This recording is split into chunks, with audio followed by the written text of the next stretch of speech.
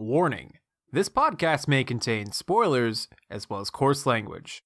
Viewer discretion is advised. Hello everyone and welcome back to the Our Anime Podcast, and today we're going to have our reflections on the spring season of 2018. I'm your host, Faitseal Taylor, and with me I have a super awesome panel of guests and other members of the podcast to talk with this about. So first up we have the Queen of New Jersey and the Queen of Traps, Shocking807. How you doing, fam? Good, how are you? I'm doing great. And then we also have the Master of the Tuturus, none other than Mozilla Fennekin. How you doing, man? Hey, check out my new mouse. That's my new mouse. That's me clicking it right now.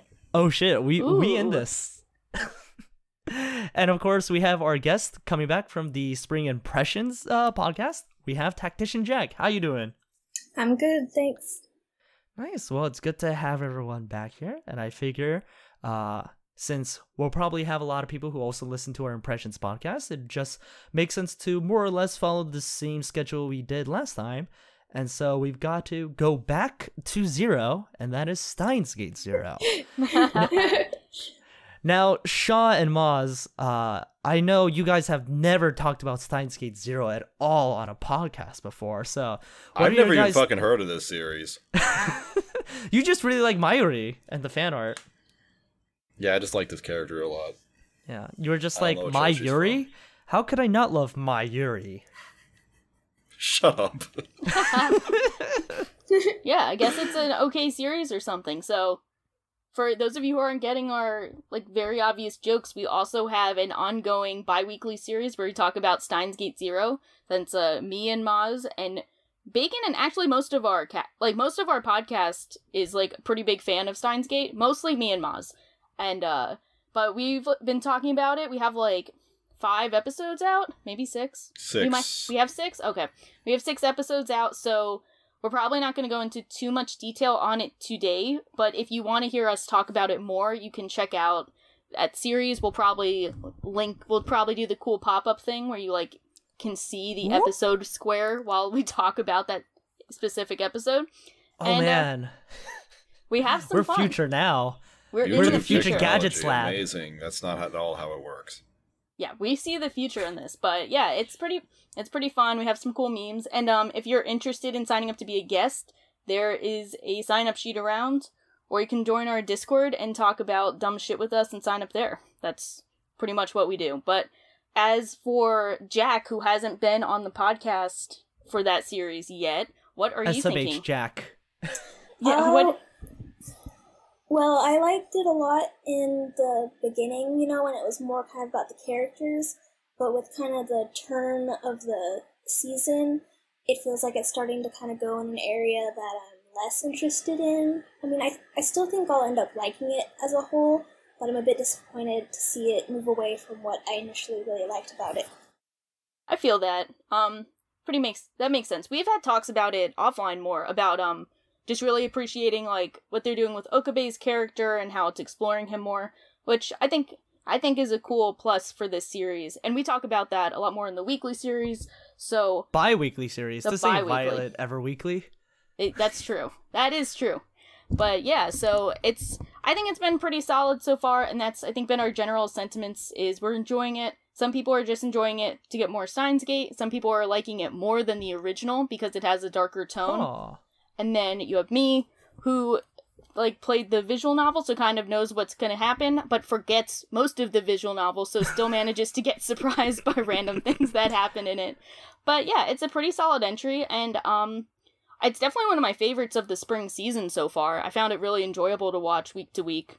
I don't know about you, Fate, because you probably had to catch up on it. Yeah, and we'll go back to... I kind of want to talk about that later, my viewing habits this season, but for me, catching up on it and watching it, it feels weird, right? Because I watched Steins Gate, I want to say late 2011 or early 2012, so it wasn't airing, but it was right afterwards. But it feels weird watching this, right? Because I guess this is spoilers for the original Steins Gate, but I don't think up to episode 12, which is where I think I left off, we didn't even have the first Mayuri Are. my clock has stopped seeing, right? That doesn't happen till like 13, 14, right? Yeah. So like this already has had like so much more in the wake of like plot development and like twist of a scene happening already, because it can build off of say 20 episodes of Steins Gate prior that assumes people have watched. So it's interesting. When I was catching up to it, I thought to myself, man, I'm so glad I wasn't watching this weekly, because I'd be like so fucking pissed it's taking so like I just want to have all of it all at once. Yeah. But it's been a worthy addition. I don't know if I can say where it ranks alongside Steins Gate until it's finished. I think it's just probably too early to tell. But it's been fun, and the ED is a lot better than the first ED, which was just like instrumental music. Yeah, I love the ED. Mm-hmm. Yeah, I like the first OP more though. Yeah, the first OP was good. But I also like the second one because that one meme where she's got 6 fingers. Wait, what? There's like this like video meme. It's like they're like counting. Like at one point, it's like kind of like a smear, and it shows Chris with like 6 fingers, and it's really funny. That's amazing. I'll try to find the video and send it to you later. Right. Well, maybe that's Krisu's quirk, which ties into the next show that we were going to talk about on this podcast, but we have mentioned before in a previous episode dedicated almost kind of slowly to it, which is Boku no Hero Academia, or My Hero Academia. Or my macadamia nut academia. My world building themes academia. Or My Hero by a Man with a Mission, the theme of Inuyashiki. Which should be the theme of any of these Hiroaka OPs, but we will not go into that. Yeah, Wasted potential. So sad, right? But yeah, we actually also did an episode on My Hero Academia where you guys talked about Bleach, Naruto, and One Piece, and sometimes mentioned My Hero Academia occasionally. But yeah, it was more of a shonen episode than our actual shonen episode. Yeah. I think it was important just because like that's the conversation around BNHA, right? And like we talk about is there, but it's very hard to watch and discuss BNHA in a vacuum. People are doing it. They do. They manage to do it.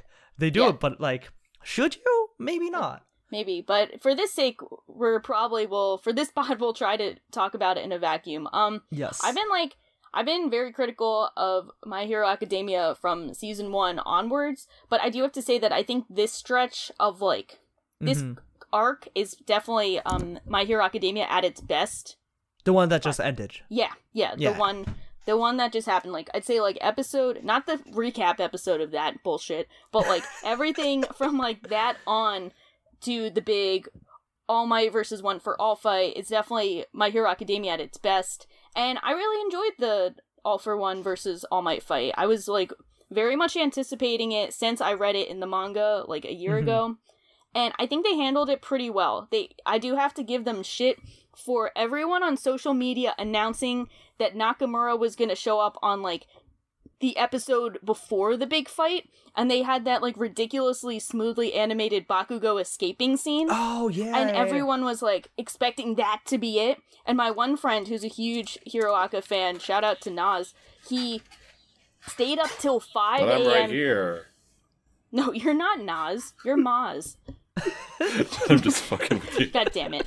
But so, he stayed up until 5 a.m. his time to watch the episode because he thought it would be the All for One All Might fight, and it was just like Bakugo blasting off again with the smoothest animation of all time. Yeah, and I was like, I was almost considering it because I almost just stayed up till 3 a.m. doing like natural weeb things by accident. So I was like, should I just stay up 2 more hours? I was like, nah, I don't care that much. And thank God I didn't, because I don't want to wait till 5 a.m. just to see Bakugo blast off like Team Rocket, even if it was a very smooth blast off. But I thought that episode was a little bit better than the All for One for All fight. Ooh, spicy memes. Get them hot here. Yeah, I don't know. Bakugo's my favorite character in Hiroaka to begin with, and it was just like a really cool moment because it's like the fights are just kind of similar, you know. They punch each other and then they get their power of friendship and then punch each other even harder. And then they get the power of the United States of America. Yeah, well, like, and it can be cool fights, it can feel, like, cool and exciting, but I don't know, I thought it was a lot cooler about how Becky goes escape. Yeah. I agree with Tak, actually. I thought so, like, as a manga reader, I feel like I've said this enough times where people who regularly listen should know, but I actually was disappointed by the adaptation of the fight because, and I think Tak puts this right on the money, the fight itself was like punch, block, counter punch, block. It wasn't like, you didn't have like the Sakura moments, you didn't have like anything close to resembling like really impressive like smears or like high-paced action cuts. It was like punch, like redistribute everything of the one for all to the other hand, and then United States smash. The one part I did really like was him protecting the flame, but to me that panel in the manga was just so powerful. Just like yeah, I would definitely agree that they handled it better in the manga. Like, I definitely think the way they like presented the fight, especially with the paneling, was a lot more interesting in the manga. I guess I would say I liked it in the anime, but I think they definitely could have gone above and beyond like they did with the Deku Todoroki fight. And they didn't really do that. They just kind of did they did a decent job, but they didn't do as well as they could have. But it's still like, them doing decent still made it enjoyable, because I think this is one of the few Hero Aka fights where it's really a clash of ideologies that feel impactful. My ideals, hold on to my ideals, or whatever it is in the OP. And I think I do really have to give props to All For One's voice actor. Oh, he killed it. He is amazing. Like, when they had that one line about, like, All Might said something about, like, my heart or soul is still strong, and then he reveals that, like, Shigaraki is his mentor's grandson, and he's like, oh, did I chip at your heart a bit? Like, that was so, like, villainous in a way that felt, like, really interesting and really compelling for once, because we've had so many problems with the villains of Hero Aka either being whiny bitches or being written out of the series as soon as their relevancy was over. And that was, like, a really cool villainous moment for the series, so I want to give props to that. But all good things must come to an end, and now it is back to the usual with Hero Aka for me, and I can join Fate on the hate train while hopefully not being too mean about it, and just kind of admitting that, like, we've reached the peak, and now it is whatever for me. Yeah, it was compelling for once. All for once. I don't think it'll be super downhill till season 4, but, like, it'll be downhill but still decent, but then season 4 is going to be where it's going to be, like, it really drags. It's like it's almost Fullbringer arc tier. And I like binge read that arc pretty much, and it was such a drag. It wasn't just like a waiting week kind of thing. It was like this is so hard to get through even if I'm reading it all at once. Yeah, I was reading that weekly. Shao, you caught on weekly around that time too, right? Yeah, I think the arc after this, I started being, like, following it weekly for a bit, and then I finished, like, the arc after this arc, or the next big arc, because this next one they're is, like, somewhat of a smaller arc where they're, like, looking at the dorm rooms and shit, and then they have to go past they have the apartment, and they redecorate. Yeah, they're moving in, it's really cute, and then they have the arc after, like, the next big arc, which people will know about, which I think is what Jack is talking about with, like, season 4. Like, that's when I started following it weekly. So, it'll be exciting to see what people think, because I know so many people were, like, I think we're, like, hyping up for this moment. Like looking at my friend who stayed up till 5 a.m. Like, this was the moment. But now what do we do after the moment? Like, what is going to happen with the Hero Aka hype now that the big moment is gone? Poor Nasreem. Poor Nas. Let's do a shot for Nas and his sleep schedule getting destroyed, getting that United States of Smash right out of his system. But United States of Shamash. No, I'm gonna die. No. Maz, how about you? What do you think? It was cool. Yep, sounds about right. Yeah, he punched a thing, and I'm like, yes. Wait, can that be the tagline? I want that to be like a review, like how like movies and like books will have like starred review like from the New York Times or whatever, I want someone to make a poster with Boku no Hero Academia and be like, he punched a thing, cool, Mozilla Fennekin, as the tagline. There is a really great video about My Hero Academia. Just I forgot who made it, but he just says, My Hero Academia has themes. Oh, that's the best. That's unironically the best Hiroaka video I've seen. Like, it is the best analysis of the whole we're anime. gonna have to link it, but like if you haven't seen it, just look up Hiroaka has themes. It's under a minute long. Like, see, like no dragging anything out to the 10-minute mark. Well, under a minute, they know how to get their point across. I cannot endorse this video enough. Everyone, check it out. I haven't seen this video. How have I not seen it? I sent it to you. And you were like, I don't want to see a Hiroaka video. I'm like, Fate, you got to see this video. And you're Shaw like, low-key slaying Mother's Basement after getting him on the podcast. He did, like, I actually haven't watched his Hiroaka videos, because I know, like, well enough to know for myself that I'm like, I'm not going to do this to myself. I'm not going to watch the Hiroaka videos. I'm sure his were good. Definitely probably better than the Giguk video. That was, like, I mean... We're slaying guests we don't even have yet. I love Giguk. He's a great dude, but that was not his best. No. That was not him at his best. And it's... I'm not going to pretend... wasn't Bones at their best. The opinions of Shaw about anime YouTubers do not reflect the opinions of the Our Anime podcast as a whole. Yeah, even though you guys agree. What? I never said anything. Say anything. I'm just... Yeah, you were not. Yeah, I see you guys nodding. Yeah, I see you guys. Oh, shit. But no, I love Giguk and Mother's Basement. I'm sure they had good videos, but this themes video hits me right in my ideals, and I gotta hold on to my ideals, or whatever the You gotta be a hero of justice. Oh no, I just dropped my webcam. I was going to... Never mind. Oh god. That sounds like a good transition. It does. What's on the menu, Fate? Yeah, oh, well, you know what's on the menu? Going off on ideals, actually the show I think dealt most with ideals this season is another Shonen Jump property, and it's Shokugeki no Souma, San no Sara, Part 2, We on a Train. Yeah. Snakes on a train. Steaks on a train. Yes. Yeah, I'd say go for it. No, I was just going to say this was...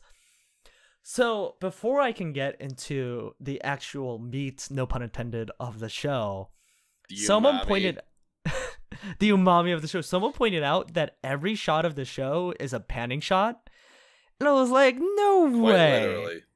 And then, like, the last 2 episodes I watched, I was like, the camera never sits still. It is always a panning shot. How is everything a panning shot at the show? Because then they can trick you into making you think it has animation. Right. If it moves, it's animated, right? Mm-hmm. Right? But it's not. It's like a single picture, like on screen for like 15 seconds. And I'm like, the mouths don't even move. Their hands don't move. It's just the camera moving right to left or left to right, up to down, down to up. It's amazing, actually. It was pretty interesting. But yeah, I mean... Put it in, you put it out, you turn it all around, do the fucking... That's how the song goes. Shokugeki. That's what it's all about. Yeah. Surprisingly enough, despite the production values still being kind of like shit ever since like the departure from the season 1 production values, which I thought were really good. And season 1 production values were very good. Yeah, they did like a good job with that, and it always looked great.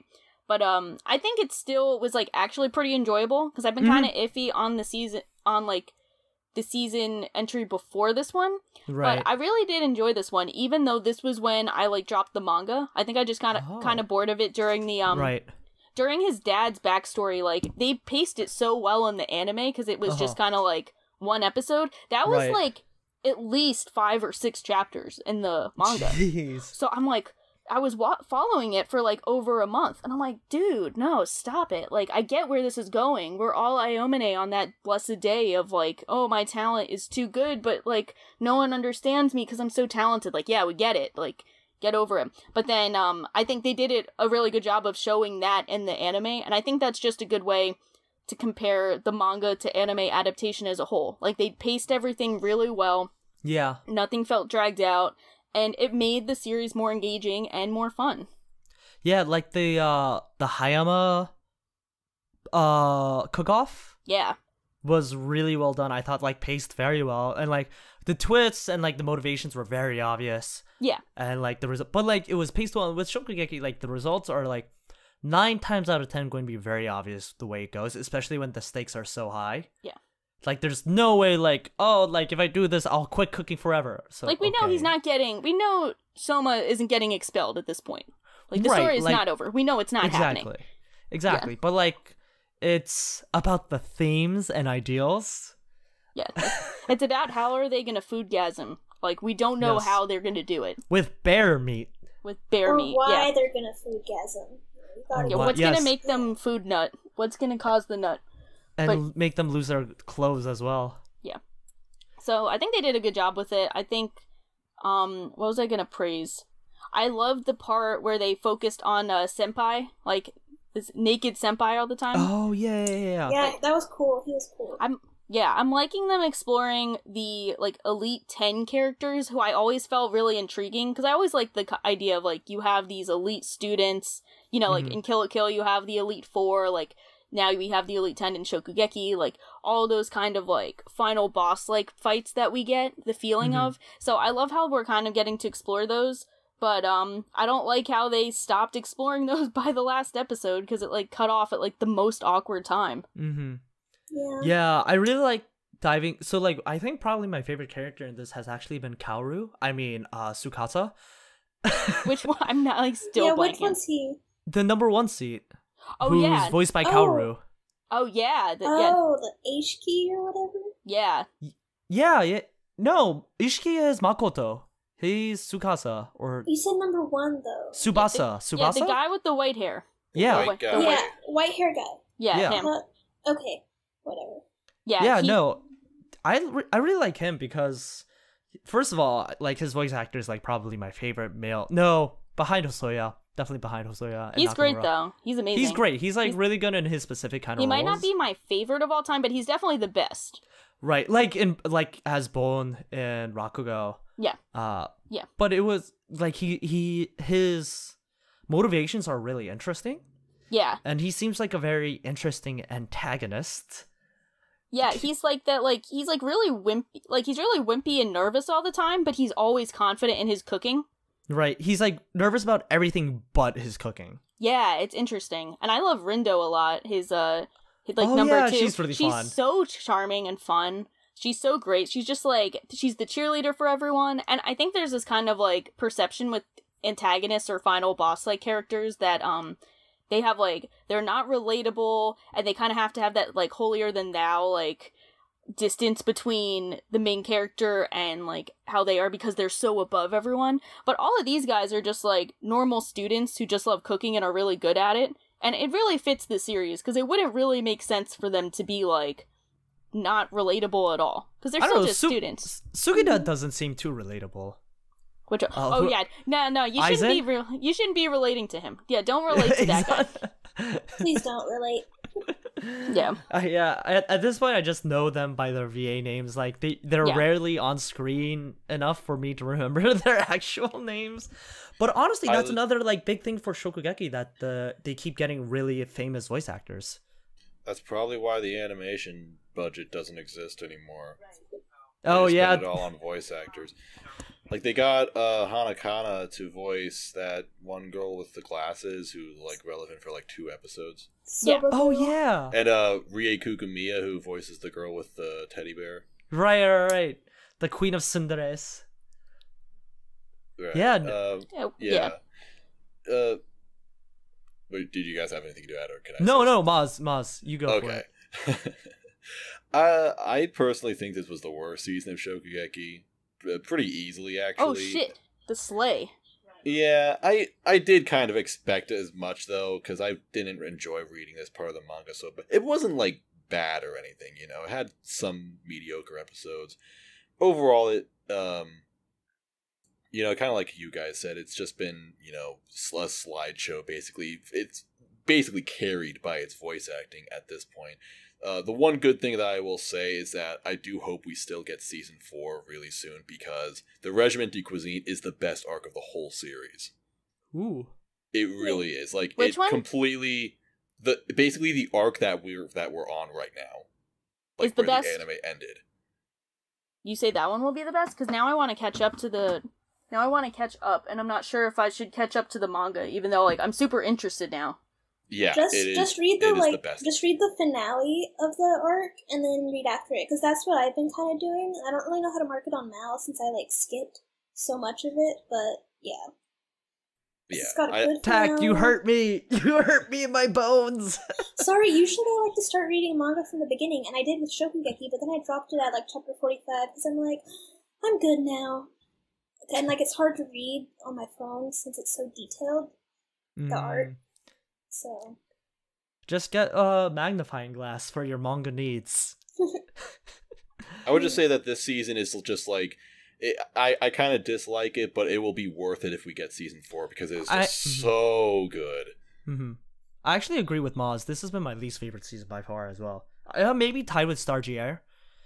I liked the first season, the first 2 courses quite a bit, and I liked the autumn elections as well. Well, yeah, I do think. Oh yeah, continue.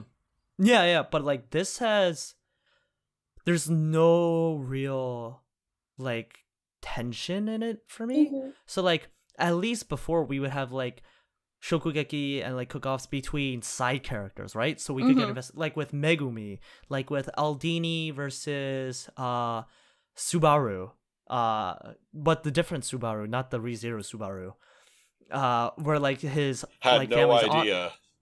You mean they Subaru seem so doesn't show up? similar. You mean he doesn't show up? I know. Yeah. I was so those were a lot more interesting. The season 1 Shokugeki between with Megumi and Souma versus whatever the glasses dude in France his name is. Those were all peak moments for me. The 3-way Shokugeki between Ryo, Hayama and Souma. But this not the Hayama Souma was just so predictable from the start, the motivations and everything. I was this is clearly the way it's gonna go. So that I don't have that drive anymore to be oh, let's watch Shokugeki. It's more well, I guess I don't have much left to watch. I guess I'll throw on Shokugeki. Yeah, that's essentially what I feel as well, even though I said I ended up enjoying this, mainly because I think the season before this, which was setting everything up, would probably be my least favorite. But I do think that the strength of Shokugeki was the interesting side characters and how they all played into making everything exciting, because you could have a Shokugeki between Souma and Ryu and Cooking Archer, and then it could be really exciting. I'm calling it. It is Suabe. Yeah, it's those are the things that make us really interested, because I think the side cast and overall being an ensemble cast makes it really interesting, which is why I got excited for seeing more of the Elite 10, because we're getting more of that side cast involvement, and I think that's what they need to focus on more. Also, and making it just about Souma and Arena and Megumi and Aldini is fine, but those are, why are you cutting out the rest of the cast, Right. And it's cool that we get them on the sidelines now, but I want to see them all cooking, I think one of the biggest blatant weaknesses I saw from the show was kind of sidelining Alice, despite showing her to be a legitimate contender in season 1. Yeah, she just got written off real quick. And she was a big deal. It wasn't even she was on the same level as the other female characters, bar Arena. She was a big deal, and they kind of had a character arc with her where she's supposed to learn more about cooking, and then they have Rue fighting her fights for her. So I think that kind of stuff is really lame, and we're still not really getting to see Arena at her best, but I'm hoping we do. Maybe that's what the next season that you guys were kind of talking about, Maz. But I do think kind of sidelining the rest of the cast is the biggest mistake and the biggest reason that people have perceived Shokugeki as going downhill. Right. That and the budget. And the budget, and making the bad guy a legitimate evil person when we're talking about cooking. No, it's not just that he's evil, it's that he's stupid. He's stupid. Dumb evil. He's stupid evil. It's fine if he's evil and smart. That's fine. But he's then you get Psychopath. Idiot. He's just an idiot, and I can't stand it. That's why I hated the previous season so much, because it focused way more on his plan, and it didn't realize how frustratingly stupid it was. Yeah. Nah, I feel that. It's but it's Shokugeki, and honestly, given its BD sales, I'm honestly shocked that it keeps getting renewals. I guess Shonen Jump is seeing like I haven't been tracking the manga sales, but I'm I think assuming the manga sales have been decent, but not like blowing it out of the water. Like they're really good, but not like, I mean, it gets beat out by like One Piece, Attack, Hiroaka, One Piece, of course. I mean, Haikyuu. getting beat out by One Piece isn't really. Yeah, true. I wasn't gonna mention it. Everything. Nothing gets gonna bring that up. not It's get like beat Promise out. Neverland is Promise Neverland's beating it. Yeah, Black I know it's- Black Clover might be beating it, honestly. Black Clover manga is good. Fight Is me. it? I got like 110 chapters into it, and I like promptly dropped it. I loved it because it's like super fast paced, and it was like felt really intense to like read because it's like, oh, I'll read like a few chapters, like, oh, I'm almost done with this arc, I'll finish it. Oh, I might as well read the next 2 chapters. Oh, I'm almost done with this arc, now let's finish it. And it's like it was really good to read. Yeah, I'm looking up the like top manga sales, at least for the first half of 2018. Right. And it's like One Piece, Attack on Titan, Seven Deadly Sins, Haikyuu, Hiroaka, Kingdom, Black Clover, Promise Neverland, Tokyo Ghoul Re, and One Punch Man. So it might be in like the top 20, but Maybe. I mean, it might not. We don't know. At least from the site, but like it's not killing it in sales on the same level as its contemporaries. Right. Makes sense. I mean, it's probably on its last legs too.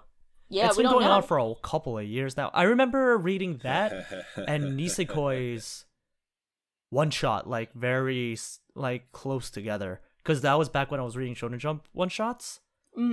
And I remember like those two being like almost concurrently. So, and Nisekoi ran for like almost 200 chapters. So I could see like Souma ending around like I imagine it's like around chapter 300 or so by now. It's 260 something, and I'm just gonna say it can go on a lot longer. Okay. Yeah. Interesting. Yeah. So we'll see, I guess. I mean, it can go on longer, but will Shonen Jump let it? Sorry, Tech, can you repeat that? You cut out for a bit. Oh, sorry. It's like, it can go on longer, since they haven't even really finished their first year, but will Shonen Jump let it go longer? This is true. I think it's still pretty popular. I think it's still doing well, so I don't think it's on like the chopping block, but I mean, just because the manga might be going on doesn't mean we'll get another anime. Right. Oh, It's so rare that we get a complete adaptation of a Shonen Jump anime. Yeah. But in any case, the next show that we're going to be talking about is not a Shonen Jump property, though I don't even know what to classify this as, so let's just get right into it. We're talking about Horse Girls, Uma Musume Pretty Derby. Isn't it like a mobile game? Anime? So I believe this was in anticipation of a gacha game, mobile gacha game coming out like either during or like soon after the run of the anime finished. So yeah, it was a show by PA Works. It featured some girls who were half horse, a trainer who liked to obsessively grope and massage the thighs of unsuspecting girls to see how good they could be as horses. And yeah, I don't know. I'm gonna defer to other people before really getting into this. So the floor is all yours. Anyone have strong opinions on Uma Musume? I didn't watch it because it looked shit. Yep. Yeah. I went over this in the Impressions podcast, and I haven't watched more since then, but yeah, I didn't like it. It just felt too weird. It's like, there's a certain level of weirdness that I can handle with anime, and somehow with the horse girls, like, they're sometimes treated like horses, and sometimes treated like girls. It went too far for me. It went too far. Like, I can't handle this. If I didn't have my stupid no drop rule, I would have dropped this show. Yeah, I heard about the ending, though. I heard the ending was pretty funny. The ending was like, oh my gosh, such an eye roll. It was like, everyone's a winner if you believe in friendship kind of bullshit. Man, like, No, there was a lot of gay. There was a lot of Yuri in this, Maz.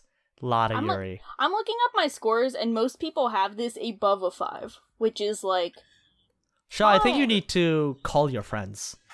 No, yeah, it's like all my Mal friends got like 8, 8, 5, 3, 866366389. And I'm like 8675309. yeah, those are the mouse scores essentially.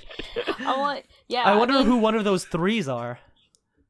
Hey Fate, you said there's Yuri. How good is it compared to Citrus? Oh god. It's actually not even How many as good as citruses did you give it, Fate? I believe I gave this 3 citruses out of 10.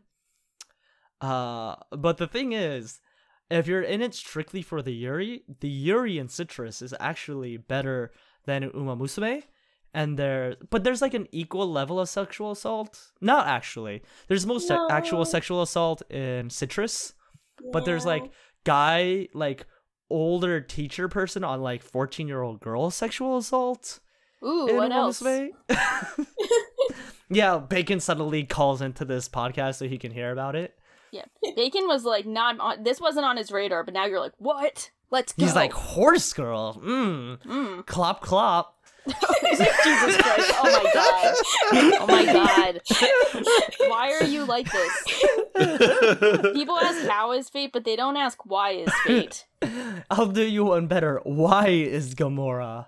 Oh my god, you know what? You saying Clop just made me think of fucking My Little Pony, and I just connected the fucking dots, you know? At the end, they say that everyone's a winner because it's a friendship. Friendship is magic. There you go.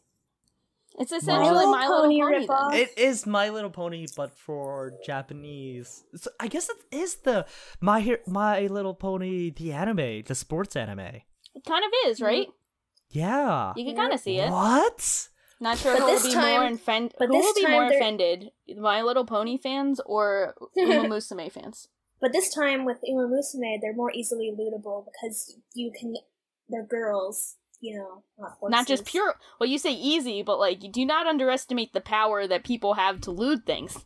Like, well, also, yeah, I mean, of course, people can loot the actual horses, you know, but it's more like. Tack, I want that on your tombstone. Of course, people can loot the actual horses. That should be Bacon. Not Bacon. Bex. If you can like make that like appear on like as the title card. I want everyone to know about that. Wait, Bacon is editing this? No, I think Bex or you? I don't know. I get Bacon and Bex confused because their names are both start with B and they're 2 syllables. Hopefully neither of them listens to this part. Bex is editing this podcast. They're gonna hear this. You're not safe. Anyway, I on the subject of looting the horse girls, I love how the producers, like PA Works, had to be out and be like, yo, stop looting the horse girls. That's such a like ingenuine. Please though. Do not do that. That's so ingenuine though. Like, right. Get the fuck out of here if you don't think that you're gonna have a manager who's like massaging their legs in a sexual manner to see if they're good horse racers or whatever, and then you're like, yeah, please don't loot them. Yeah, you can go fuck off with your bullshit. Like, wait, at Shaw, least know that what you're voice about. is so good. Yeah. To be fair, that what? That voice was so good. If you could just say, Wah. Yeah. Like, cry more. Jesus Christ. To be fair, I think they only did that just because it's like, I don't know, respecting the rights of the actual horses that they're referencing or some fucking bullshit. Like honestly, like they a were disclaimer. probably like contractually, like they were probably forced by They like like the had to copyright say owners. it. Or they Or might to be say trying to get it. people to loot them more because they know that'll give it more attention. Oh, the Barbara Streisand effect. Yeah. They might know what they're about. I mean, Now Summer respect them. Comiket is right around the corner. Hey guys, please don't loot it. Well, now I'm gonna loot it. Let's well, go. now that you told me not to. Yeah, that's why I'm gonna convince they're doing it, because I can't imagine anyone else is that delusional to think that telling people not to loot something will actually lead to them not looting it, especially when your show has sexual aspects in nature. Like, can you imagine if... Unless it comes with something like, don't loot her, she's actually a child, or something No, like then that, that's... you know. Yeah, we're No, not gonna... Then they're I'm like, well, in my, like, doujin, she's actually 1,000 years old, so... Yeah, well, I'm just saying that, like, if you gotta, like, accompany it with something, like, a good reason not to, other than just because you said so. Yeah. Oh. So much hope in humanity. Well, Uma Musume was, I think, a 3 for me. Might have been a 2. I think he gave it a 3. I just checked when I was reading, like, the phone number scores of, like, my friend list. I did not like it. And, like, this season has made me really appreciate Yashike more. Like, not that I didn't before, right? Like, memes aside, like Keion, Haruhi, Tamako, like these are all like high up on my list for a reason. But like when I was working and like I've had to work pretty hard this summer and like coming back at like 11, 12, putting in like 15-hour days, I'm like, I never was like, oh man, I really want to watch like Megalo Box or Steins Gate Zero. I was like, fuck it, I'm just gonna put like Uma Musume, feel worse about myself, and then go to sleep. But, you know, to restore some of our faith in humanity, we have the next item on our list, which is Sword Art Online Alternative Gun Gale Online. I don't know where you're getting that with this point of restoring faith in humanity. Yeah. I dropped it after it started to get edgy. I was like, okay. So, like, the I'm done 30-second with this. mark? No, I mean, like, the part where it's like, the guy, it's like, oh, Pito's insane, she's gonna actually kill me, and I realized that, like, the guy was, like, serious. I'm like, okay, this is too ridiculous. You made the right decision, because that is exactly where the show went downhill. Yeah. Yep. And Like- honestly, yeah, Maz, go. You got this. Yeah. So I was kind of praising this anime in the first impressions. I was saying, like, you know, it's cool that this thing exists. I mean, it wasn't like amazing. I would say this was like a nice, decent, average 5 out of 10 action series about, you know, how fun it can be to play in a virtual reality MMO, you know, without the sort of stupid ass conflict of the death game in the original Sword Art Online seasons. This one was actually good. And then the second half of this anime happened. And guess what fucking happens? They bring in the most like weird ass, stupid ass explanation or excuse for having some sort of death game plot involving this one character, and just overall it just got it started to blur between like, is this actually written by a different author or is this Reki Kawahara? Because there are just so many things that Hey, there was no attempted rape. Well, there was that one guy who said that he wanted to feel of Len's flat chest, so Yeah, but like there were no tentacles and there was no like actual rape, so like it can't be Reki. that fixes everything. Thank you, Fate. But it just got so dumb to the point where just like there are lots of things that I would just say would be like on par with the original series. Like the final reveal at the end was so obvious. Right. It was like as obvious as Death Gun in Gun Gale Online, the original. Which was obvious in the OP. Like if you Yeah. watch the Sword Art Online 2 Gun Gale Online OP, like it literally tells you who the identity of Death Gun is. Yeah. And they had a similarly obvious reveal in this season. It was just dumb. And even like some of the stuff that like, you know, it being more strategic and all, even then it's still dumb. Like this anime, I would like this has the same problem that I had with the King's Avatar last year, where it's like the author doesn't really quite get video games, it seems, because they'll bring in like a strategy that seems smart, and it is, don't get me wrong, but this wouldn't be like some groundbreaking thing that one person would just like magically find. This would be something that someone would figure out like immediately, and that would shape the entire metagame. Right. The reason why Len is good at Gun Gale Online is because she is literally the only person in the game who knows what camouflage is. Wow, amazing. Using camouflage in a military-style shooting game. Who would have thought of that? Wow, the one advantage she has is she's the only player who doesn't wear fucking ash gray ponchos. And everyone wants to say that this is like, oh, so well written, this is saving SAO. Shut the fuck up, it didn't save anything. Oh man. Yeah, like also she's the only character with like heightened mobility. Yeah, like that isn't fucking broken.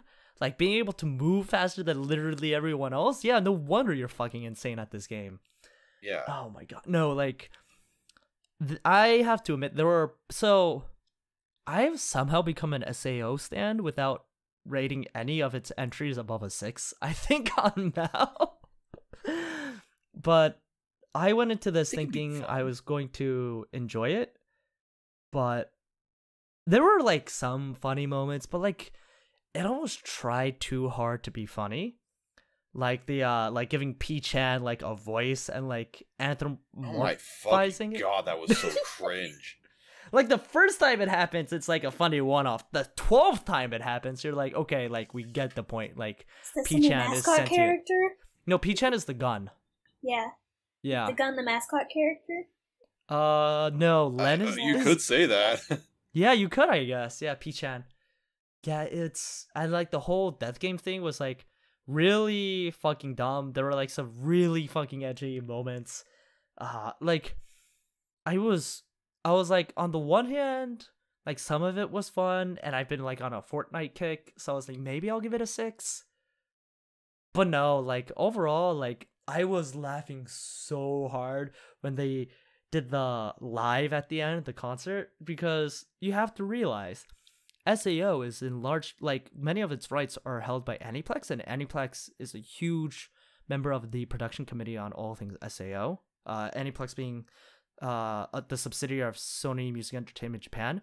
Like, no fucking duh, they're gonna have so many insert songs. They had like one moment when like Len is like chilling in the desert and she's like, gotta put on my Sony headphones to listen to the latest In the music. game. In the game. I was They like, have to wear headphones in a fucking virtual. God damn it. and the Sony symbol like super large and like zoomed in. I'm like, Sony, come on, fam. Like, you don't have to make it that obvious. Like, we all know this is a vehicle for you to just like increase our $1.8 billion revenue from 2017, but still, Jesus.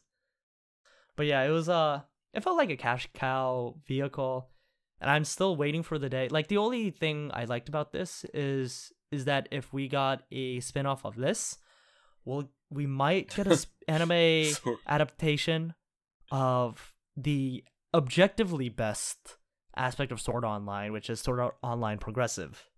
With Sword Art Online alternative. Yes, with Asuna's point of view for the first 100 floors, which is actually good and actually That fun. sounds cool, to be honest. It's actually really nice because you don't have like Kiruto's point of view, and like it's Asuna like with like one of the other few female gamers like teaming up and finding information and going floor by floor and like actually emphasizing what the world was like then, instead of like death game and like the weird ass 2.5-year time skip. So I don't know, so that's GGO, but it existed. All right, take 2 on restoring our faith in humanity. So What's next? you mentioned citrus before, and that's been one of the memes born out of this seasonal podcast that we do, and the other one has to do with the shape. It's not a rectangle, it's not a square, it is a triangle. And it wouldn't life have it, but we had a triangle show this season. And Maz, can you take it away about Tachibanakan Triangle or Triangle? You know, we don't have to actually talk about this. I just wanted to make the fucking I watched triangle all 12 joke. episodes.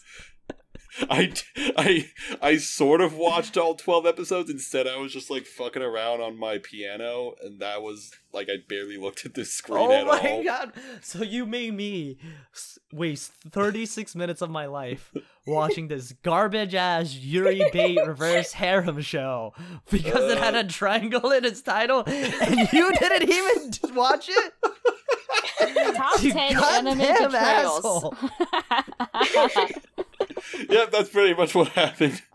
You, Yeah, at least it sir, was get only 1 36 citrus minutes. out of 10. Good day. Good day. And I award you no points. Great anime. I recommend it to everybody. May I God don't know have what mercy happened. on all of our souls. Yeah, there was Yuri. I think a girl pissed herself at one point, and had fun. Part of the course of a Yuri harem show, you know. Yeah, They had a exactly. there was an actual plot point where they had a water gun fight where they were all wearing shirts, and then if you got hit and your bra was able to be seen underneath your shirt, you lost. So then obviously the only 2 ways they went about it was 1, they took off their bras after they got shot, or 2, they wore their school swimsuit underneath it. That's funny. I'm laughing right now. Haha. Joke. How genius. God damn it, I fucking hate you, Moss. I can't believe you made me fucking watch this. That's hysterical. I did actually force everyone to watch this. You were like, you gotta watch this. I could have watched another episode of Megalo Box, but no, I had to fucking watch Tachibanakan Triangle. God, I'm so mad. Not even the next anime on this list can cheer me up. It can cheer me up, though, because I have found my...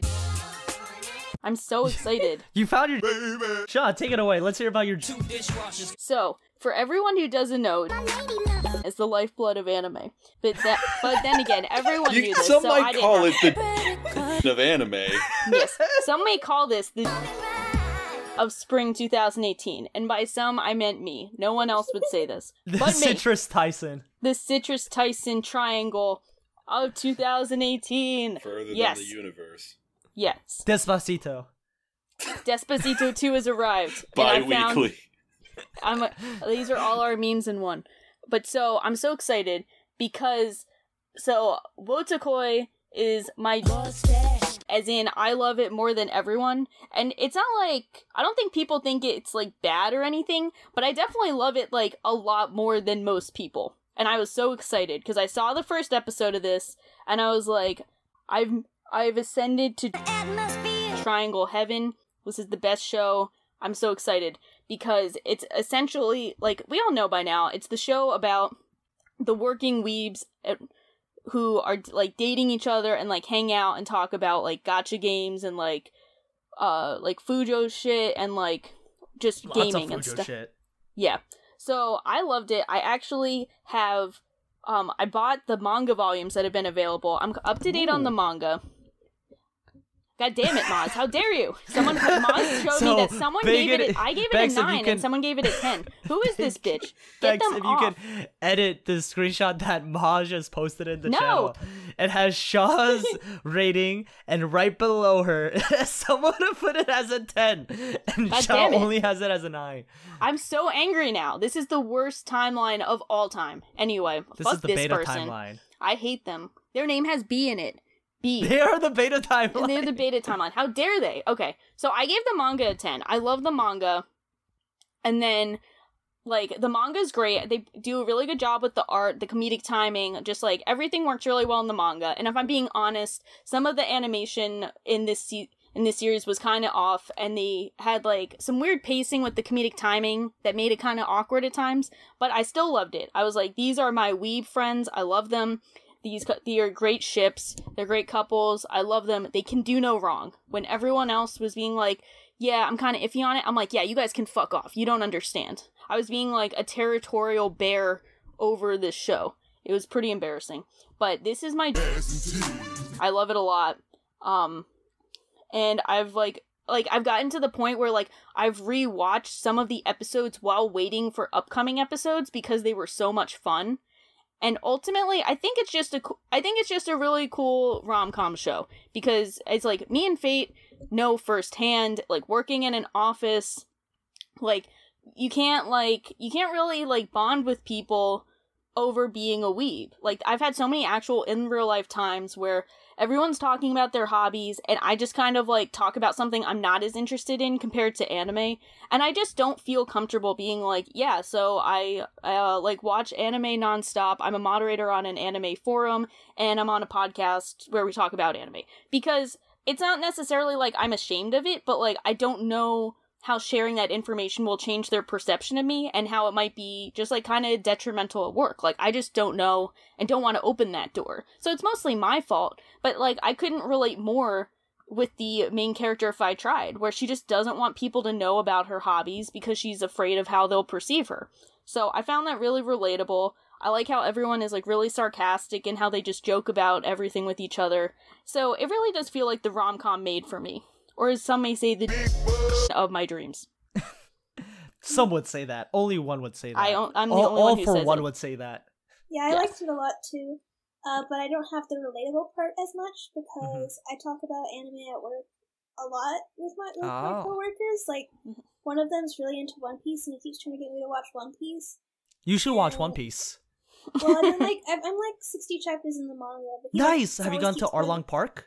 I don't think so, but okay. He's always like, read One Piece or watch One Piece, or then like we talk about some shows that we watch. They're more into like the more mainstream shows, but like, oh, I remember once telling them about I was watching Precure, and they were like, "That's a little girl show." I'm like, "No, it's not. It's about there's superheroes," and then they were like, "But the main character's little girls, right?" And I'm like, "Yeah." So different tastes, but still talk about anime. But yeah. See, I 100% am with Shaw, where 2 weeks ago or last week I was at work in a meeting, and then as we're leaving the meeting, one of my coworkers is like, "Hey, like, he wasn't even talking to me. He was talking like to this white girl who like studied abroad in Korea and Japan instead of actually talking to the Asian." He was like, "Hey, like, did you," and like the girl who also didn't follow sports, and he was like, "Hey, like, do you know about like this show? Because like I heard Sergio Kun Aguero for Argentina in the World Cup. He plays for Manchester City. Like the Kun came from like a show he was watching, like a Japanese cartoon. I think it was like Captain So something." And then someone was like, "Oh, like ask Tay, like, or like why aren't you asking Tay?" I was like, "Okay, first of all, that's like one." Like, I might be Asian, but don't just call me out on Asian things. And I was like, no, I haven't heard of that Japanese cartoon in my life before. Definitely don't know about Captain Tsubasa. What the hell's anime? Yeah. He's definitely just asking her to try to smash, but like, yeah, it's smash. like United States is smash. Yeah. Yeah, but so like I do not bring it up when like esports and like following like CSGO, League, Overwatch seems much more acceptable than like even remotely bringing up anime in the workplace context. And I was just like, there's no way I would do that. So actually, Sha, you brought up realistic. It's kind of like in a weird place for me because like it's almost both realistic and idealistic. Yeah. Like, it'd be super idealistic if, like, otaku could, like, go into a workplace and, like, have 3 other friends who are all otaku and, like, all leaves and all love talking about anime and games and, like, they all, like, date and have, like, really great relationships. Like, obviously, that's idealistic. But, like, the conversations they have, like, when they go on the date with the piggy bank, that was fun. How, like, they're unable to, like, stop themselves from, like, talking about stuff, like the time where he's like, "Oh, like yesterday's episode had Narumi is like one of her favorite characters. I should talk about it." And then he's like, "Oh, I can't talk about it." And then she's like, "Oh, yesterday. Oh, I see where you were gonna go with this." Yeah. Like that was really cute. They had really fun interactions. Yeah, it was fun. My biggest gripe, I have 2 big gripes. One is that it ended after only 11 episodes. Which I guess is fair. Like it's a staple of Neue, right? Like Neue block has always been like 11 or 22 episodes, depending on how many cores it's doing. Or like with a few exceptions in between. And then also like with the brother and like the quote unquote girl that he was saying, I was like, you have gone way too long to like introduce the storyline. Like, give us more of the main couples before like introducing this side chick who's a girl but a guy. Yeah, I think they introduced her in like 10. Like they introduced her in episode 10, and I'm like, yeah, 11. This is It gets to one of. Should have just skipped her chapters. Yeah, it's kind of. Well, go finish. Go ahead. You finish your point. Oh, I was just gonna agree, and I was gonna say it's kind of tough because I was like, I did the classic, like, I watched the first episode, then read the manga, and then I watched it, so, like, my knowledge is kind of, like, blurred between the two, so I'm kind of, like, I know what happens more, so I'm less offended at the anime for not covering it, but that doesn't change that the anime didn't cover it, you know, so it's still a pretty big fault. But yeah. I read the manga before it started airing. Yeah, so I guess. Yeah. What were you gonna say, Maz? Okay, I think Wotakoi was 6 or 7 episodes of, like, one of the best rom-coms I've ever seen. Like, a modern staple, super great characters, super great writing. It was funny. It was, it just had all this great stuff going for it. And then meanwhile, it's watered down by 4 or 5 totally pointless episodes. That's how I feel about this anime overall.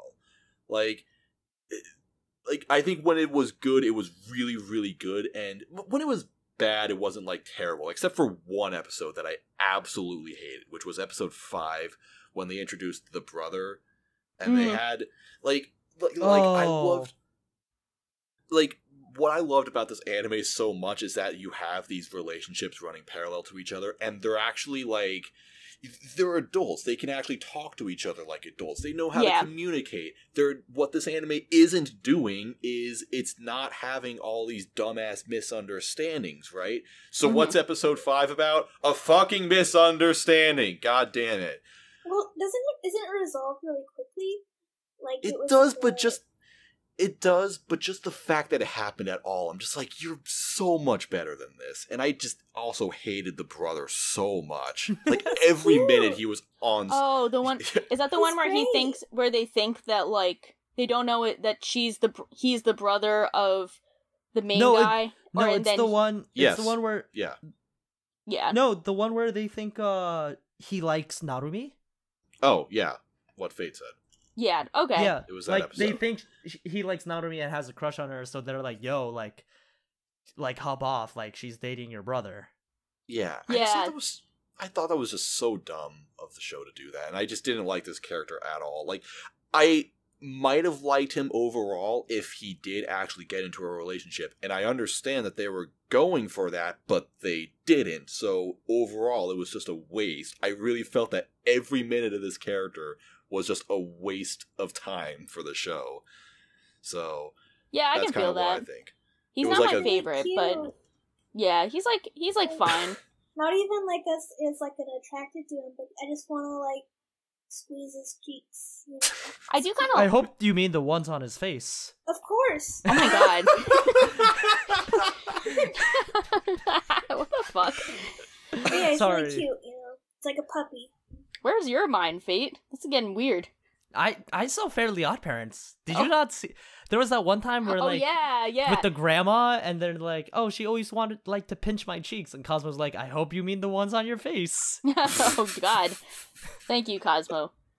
Yeah, I definitely think it could have been like a better adaptation, because like as Maz said, like I feel like some of the things that like happen in the manga, like a lot of the gags or maybe the like situations happen.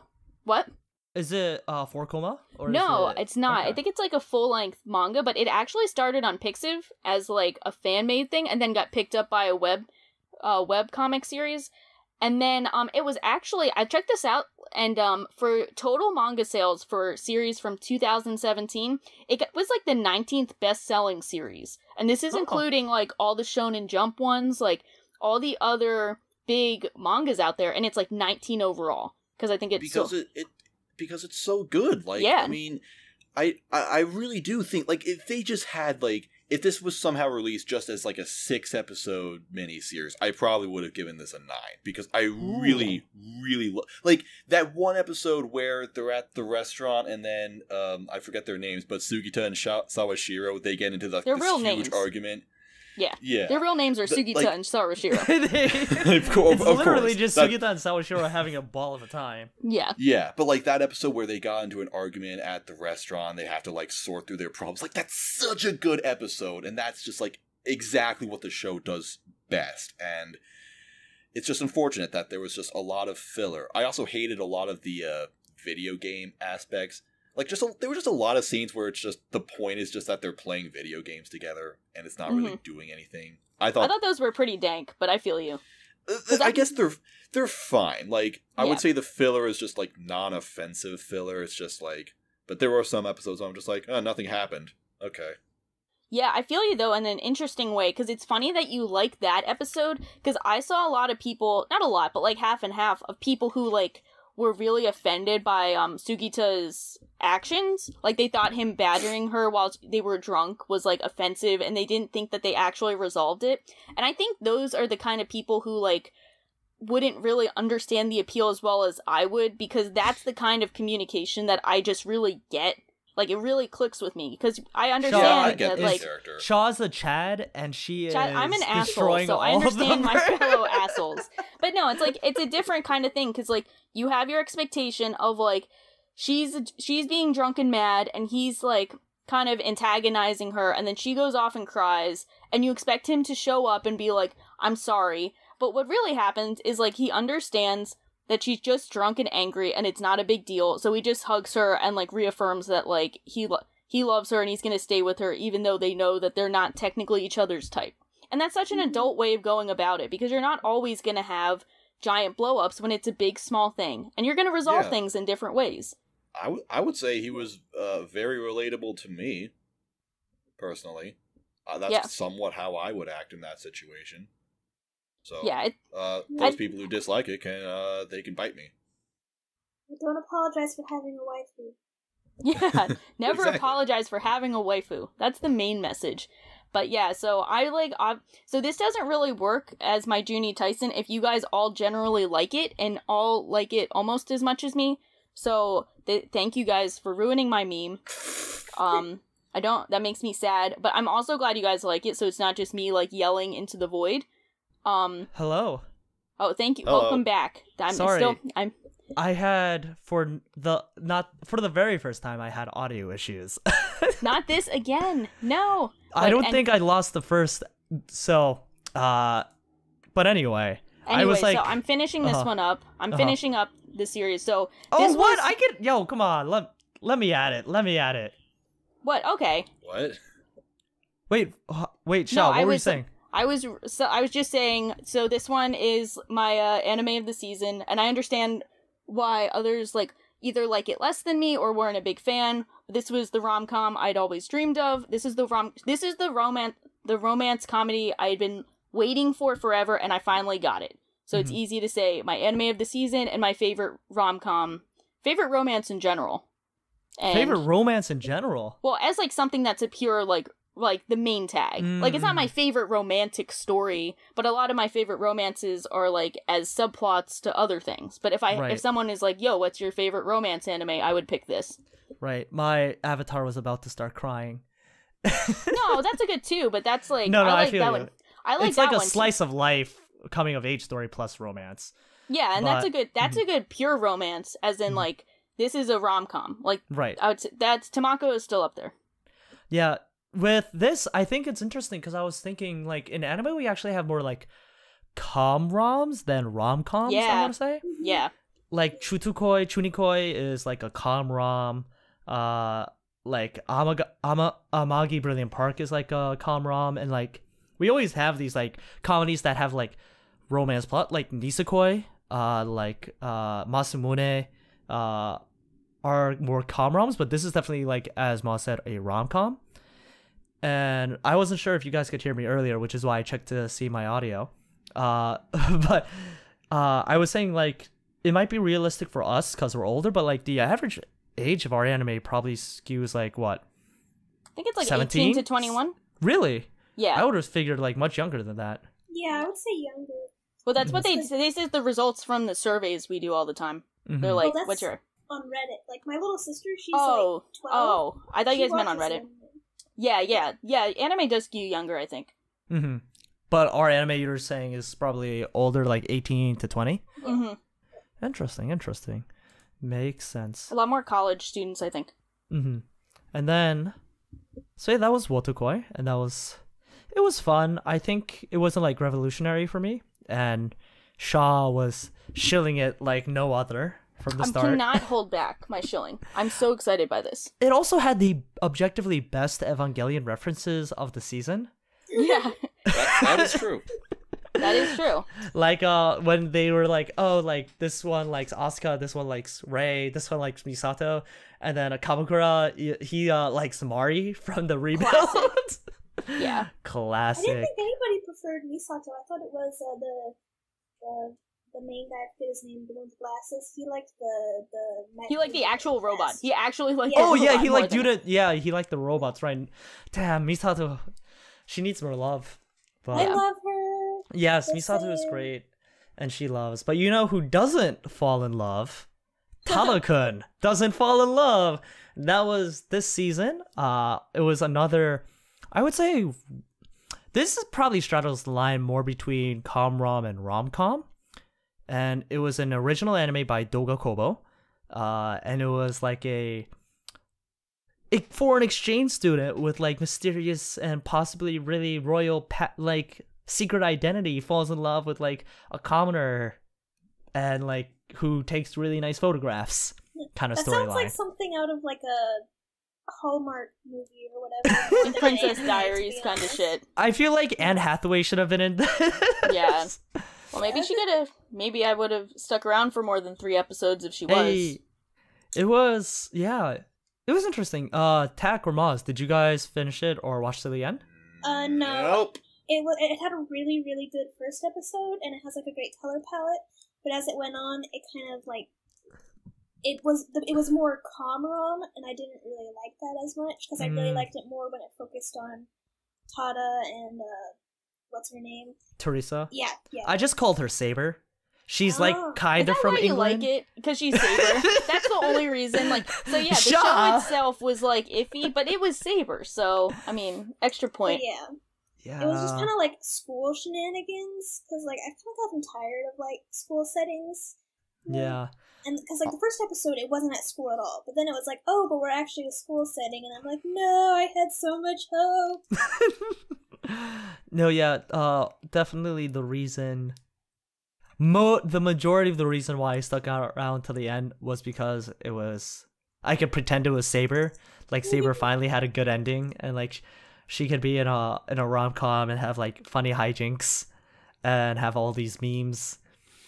But no, it was, oh my god, that ending was so like here's the thing. I actually Was the ending good or bad? It I was can't tell. god awful. It was terrible. Because I only know the people who stuck around with it kind of like liked it no matter what happened, so I wasn't sure if it was like how the ending played into the rest of the series. Right, Shaw, you can trust me. I can trust you. I know if you like, you would. I could see you saying like, I like the series, and then the ending was bad. You wouldn't be like, well, I like the series, the ending was bad, but I'm gonna still pretend to like the ending out of spite because I refuse to change my mind. No, like the last 3 episodes were like garbage, garbage. Like it was so like, and it's really disappointing because I've liked Dogoku, but they're like they're pretty consistent for me in like terms of shows I like, and they have a pretty consistent formula. Like, you know, you're gonna get like a low stakes anime with like rom-com hijinks like Nozaki-kun, Mikakuni, New Game, Sancha Sanyo, Yuru Yuri kind of thing, and like they're gonna have like some really high quality animation moments. I can't name you a single high quality animation moment in this series. Like I had to check to make sure that Wotakoi wasn't by Dogokoba and that this was by like A1 Pictures. The OP looks good. The OP was nice. It was fun. And the ED was nice as well. But this being an original, like they shoehorned so much in like the last, not even the last 3 episodes, like the last 4 minutes. And it was one of those things where like, man, I'd be really happy if this didn't cop out and it just like ended on a bittersweet note. And I'd be like, oh, like this would be like really cool. But then like, it was like, how about we just get rid of everything we've been building up to? Nice. And just pander to the fans. And I was like, really? This, like, the ending came out of nowhere. I was not a fan of it. Did not like it. It kind of ruined all the goodwill it had fostered. It left a lot of relationships hanging between the side characters. It, like, opened up these avenues and then didn't go down further.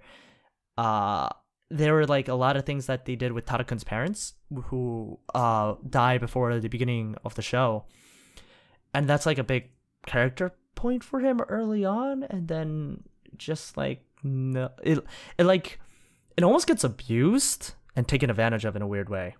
I can see that.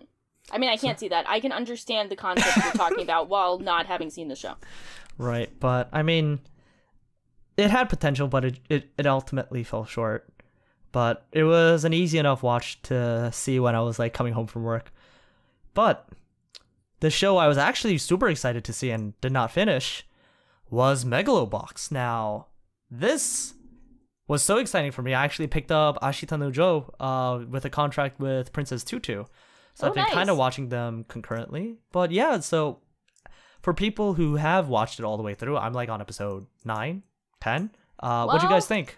Well, speaking of shows that have that crashed and burned in the last episode. Megalo Oh, Box, no. here we are. Oh no! Yeah, I feel bad, but like I don't want to spoil you because wait, did Maz and Jack? Did you guys watch it? No, but I heard about the ending. Well, I mean, I So- watched some of it, but then I dropped it. I heard about Okay. the ending. So it was like, okay, I really enjoyed Megalo Box for like most of the series. I enjoyed watching it week to week. It was always fun to watch. Like, I really enjoyed the aesthetic of it, and I just liked what they were doing. I think it has the best soundtrack of the year up there with Devilman Crybaby. I love it in like these senses of just being like mostly well put together. And then I felt like some like midway through there were kind of some weird like plot choices. Like some of the story elements were a bit weird with like what's the one where like they have to get like the one guy is gonna call them out on cheating, so they have to like pull back and then come back, and then they reconvince him to like fight again and have a rematch. Like that was kind of weird and felt kind of convenient for the sake of it, but I was willing to overlook it because I was like, you know, I'm just all in on this fight that they're gonna have. And I just feel like the last episode just took any kind of thematic relevance it was gonna have with Ashido no Joe, any kind of relevance to the idea of like stray dogs being like not really having like a big identity but making a great impact on everyone. And no, it was awful. It was an awful ending. It was just, they completely butchered any kind of cool themes they could have had for it for nothing. I don't even know how to really describe it, but it was enough for me to bring it down to like a 6 out of 10 because I enjoyed most of it overall. I thought you were gonna say like a 2 out of 10. No, because the rest of the series was good. Like, I enjoy watching, like, 90% of the series, and I had fun with it. But then the, like, ending is a 2 out of 10. Like, it was just so bad. And I don't think it was a good homage to Ashido no Joe, even though it makes me excited to pick it up. But I think it was cool. I think it was a cool throwback, and it was cool. It was something cool to watch during the season of, like, look at this 80s-esque anime. It's unique in itself, like, we're not going to get a lot of series like it. And I think it was a fun enough watch, but it ultimately won't be a classic in its own right as kind of like a modern Ashido no Joe. It'll just be like a fun show I watched this season. That's rough. I really like the ED. So that's I think the song is really good. It doesn't have visuals, but I mean, I think the ED is a good song, and I think the soundtrack is good, as I mentioned before. Right. But, yeah. But, what did you think, Maz, after my incoherent yelling? Did you say that it was repetitive? I didn't say it was repetitive, but I would agree with that sentiment. Because I thought it was repetitive. I thought that, like, so many episodes were just like, okay, great job, Joe. You took out this really great fighter, and now you're really good. Awesome. You're going to move on to the next round. You're going to be, like, the champion. Okay, cool, thanks. Oh, by the way, you're disqualified.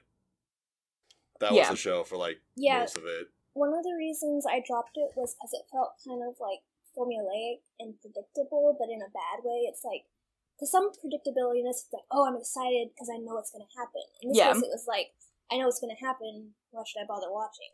Right. Like, being formulaic isn't bad. Like, there are shows that are Monster of the Week, like Cardcaptor Sakura, that handle the formula well.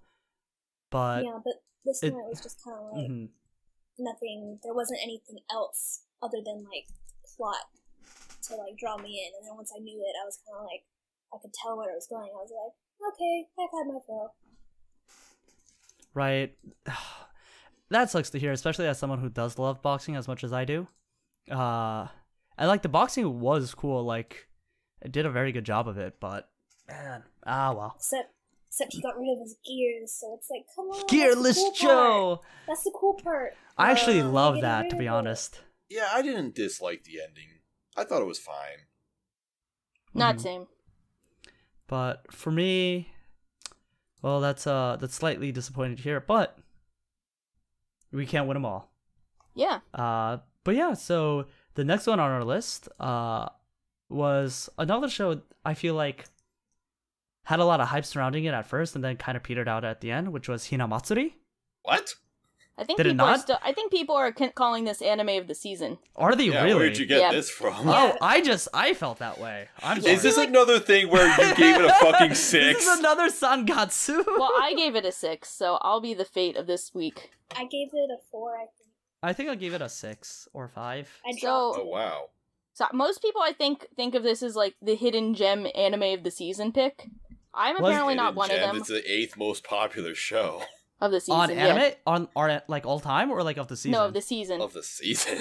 It's not that big. But Yeah. yeah, Maz, you're the like. I think you're probably in that more of like anime of the season tier opinion. Like, what did you like about it? It was like top 5 for sure. I mean, it was Yeah, a it weak season for me. It was decent. I think it was like I think it was a season that could have been really great and was ultimately disappointing. But the season still being disappointing was like a 6 out of 10 season. I think that's actually right on the money. Aw, But hey, I did it. Hinamatsuri, I just liked it. I don't know. I can't even really describe why I liked it so much, other than just it was just a lot of fun. It just had a lot of good jokes. Oh, and also the best part of the show, without a doubt. I don't know if this is like actually. Is this like something that's like so good that it's like it almost should have been its own show, and instead it was kind of part of this, and it just like makes everything else worse by comparison. But all of the parts with Anzu were just like Yeah. 10 Anzu out was of 10. best Yeah, girl. I think Anzu was great. I feel like she should have been the main character almost. Right. Yo, Like, I Not fucking even like hated the anime. Tina. Like she should have just had her own anime and not Right. been in this. Yeah, because I think that I think the show is just one of those that like for me it was like some episodes were pretty funny and heartfelt, and others were just like what really boring and unengaging, and it really depended like gag to gag, like storyline to storyline, Mhm. which it would be. I think it almost should have been like more extreme in both trying to be heartfelt and more extreme in the comedy aspect, because I felt like they just kind of tried to do both, but they wouldn't like execute each other as well. Like I think I was comparing this and calling it kind of like a poor man's Kobayashi. Like Oh, I think it has a lot of similarities to Kobayashi, yeah. but I feel like Kobayashi both executed the heartfelt family feeling better and the comedy better. But I think this is still like a pretty solid show. I think most people really like it, and they consider it anime of the season because they do think it has a good balance of the heartfelt moments and the comedy. I'm not one. I would Yeah. actually say that the biggest problem with this anime, I actually kind of thought about it just now, and I actually think the biggest problem is the balance. Like you have Hina, who's just a pure comedy character. Like all of her scenes are hilarious, and then you have Anzu, who's like her entire character is like super emotional and heartwarming. It's just like such an amazing, like she has all this development, and it's just like so incredible to see it. And then you have Hitomi, the bartender girl, who's like, I don't know, kind of both. Yeah, I don't think really she's know the, what my they were. favorite. Yeah, I think she's the My funniest, and I think Anzu is the most heartwarming, and then Hina is just kind of like Gohan. That's her the entire time. She's just hungry. Yeah, I would Feed me. agree with that. No, like the one with the bartender, like when her mom is like, "Yo, like, are you selling your body?" She's like, "What does that mean?" Yeah. Yeah, I want to watch. Like, I dropped it, but I still want to see all the Bartender Girl clips if I can. So, somebody out there, go compile them and send me the link, please. Set it to Someone's- Despacito. Yeah. Oh man, no, but it was alright. I really disliked Hina because of how much I liked Anzu. I was like, you fucking spoiled brat. The fuck are you doing? Yeah, exactly. I'm like, I cannot believe you're allowed to exist like this. Or Anzu, like, when they go betting and she loses all her money and then she does the coupons instead, like, I was like, you can't do this to me. One of the best parts was when Anzu was living with Nita for a while, and he's just like, "Oh my god, this is so great!" and then like he's like, "Oh, so Anzu, what do you want to do today?" She's like, "I'm going home. My parents are back." Like, oh, No, He was like, it's so shit. sad. Oh man. And then when he thought Hina was actually leaving and he goes to like the party store Yeah. and makes Yeah, him he's so celebrating gay. her leaving, and then she's like, "The fuck is this?" That was great. That was, oh man. But yeah, it was also slightly disappointing because I remember watching the last episode, like the one with like the random girl who goes through Castaway with Tom Hanks. That was pretty funny. I'd like that. The part I didn't like was that I was watching the fight at the end. I was like, wow, this fight is really like well animated. I was like, wait a second. It's the fight from the first episode. I was like, you guys saved so much budget by just showing this again. Yeah, they showed it from the first episode. Yeah, everyone's like nutting over that, and I'm like, guys, this was in the first episode. I remember people posting clips of this like 3 months ago. Like, right. This is not new. It's still good, but like, yeah. guys, come on. You know, it's fine though. I think I have always felt that studio feel is underrated, and I was like hoping that this would be like the show that kind of put them on the radar for some people, and this kind of did do that. Like, people are like, "Oh my god, this fight is so well animated. Who is this studio?" Didn't Feel do like the second season of Oregairu? They did, and they did Tsukigakiri. Yes, and they did, but it's just and they did the best. Where'd that show go? They did the one. It's like Amagami, but the dude fucks his sister. Oh, Yumoto ga Sae Iraba? Yes, that one. Oh, that. Yes. Wait, what? What? Sister's All You Need? Yeah. That was No. Silverlink. Oh no, I saw it here. Where'd it go? Okay, whatever. How could you do this to us? We trusted you. Irrelevant. No, I definitely saw it though. What it's the right You here. were supposed to be the chosen one. It might be an OVA or something. No, yeah, Yoga no Sora. In solitude, where we are least alone. Oh. In solitude, where I fuck my sister. Yes. Okay. Yeah, irrelevant. Irrelevant. I've been planning to watch that one. Seems like it'd be decent. Good show. Interesting, at least. Yeah. I was just saying, I just think that studio feel is just like, they're a studio that exists and just no one ever talks about them. Mm-hmm. They're just there. But this was like the show that people were like really noticing them for once. And I thought that was cool. Just because I predicted it. Wow, Hinamatsuri is ranked 175. Yeah. Well, this next show was not a comedy, although it had some maybe unintentionally hilarious moments. I think it was intentional. You think it was intentional? Yes. We're talking about none other than Golden Kamuy. Dude, this show was funny. I liked it. It was something. I am also on like episode 7 or 8 on this. It is fucking whack, yo. I like it. Crazy. I like it. It was this show. It's one of those shows that's like the blatantly obvious. The adaptation wasn't its best, so you should read the manga. It's one of those shows, and I think the adaptation could have been better, and the production values could have been better. But I do like the content of the show a lot. Like, I like the premise. I like the characters. I had a fun time watching it, even though I felt like some of the I felt like it was like weirdly disorganized. Like, they're going around hunting for the skins and shit, and like I feel like it's just like random activity. It doesn't really feel like planned in a way. I don't know how to describe it, but like I had a good time with it.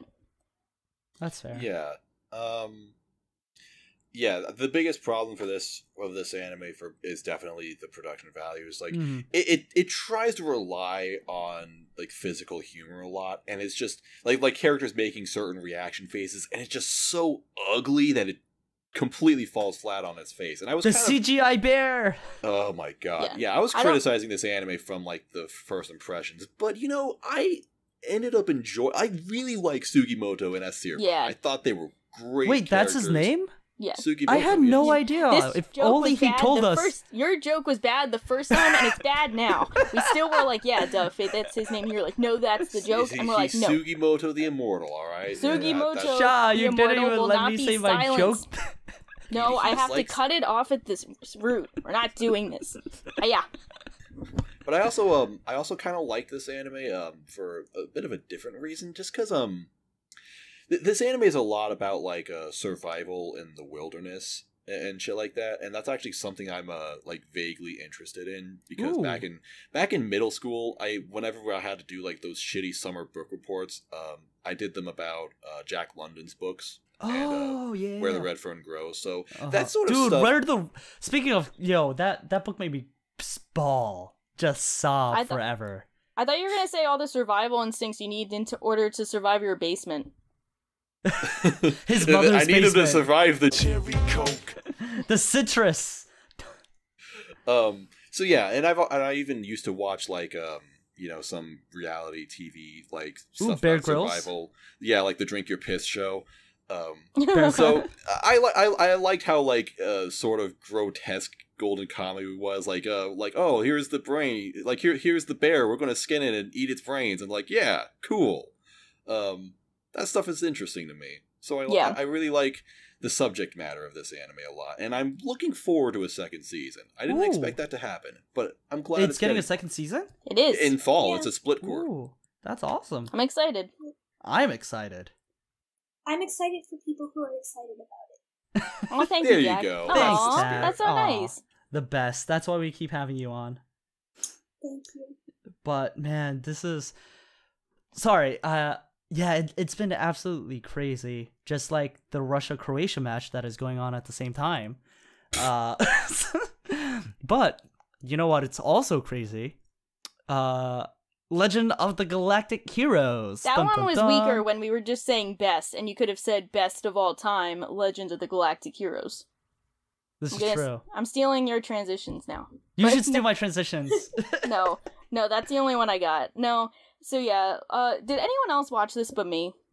I watched it. Nope. Oh, you did too, yeah. okay. Oh, cool. Yeah, so Should we watch it? I watched it. I No, don't no. know if you watched it. Should we though? Oh yeah, you should watch it. Yeah. So Jack, you go first.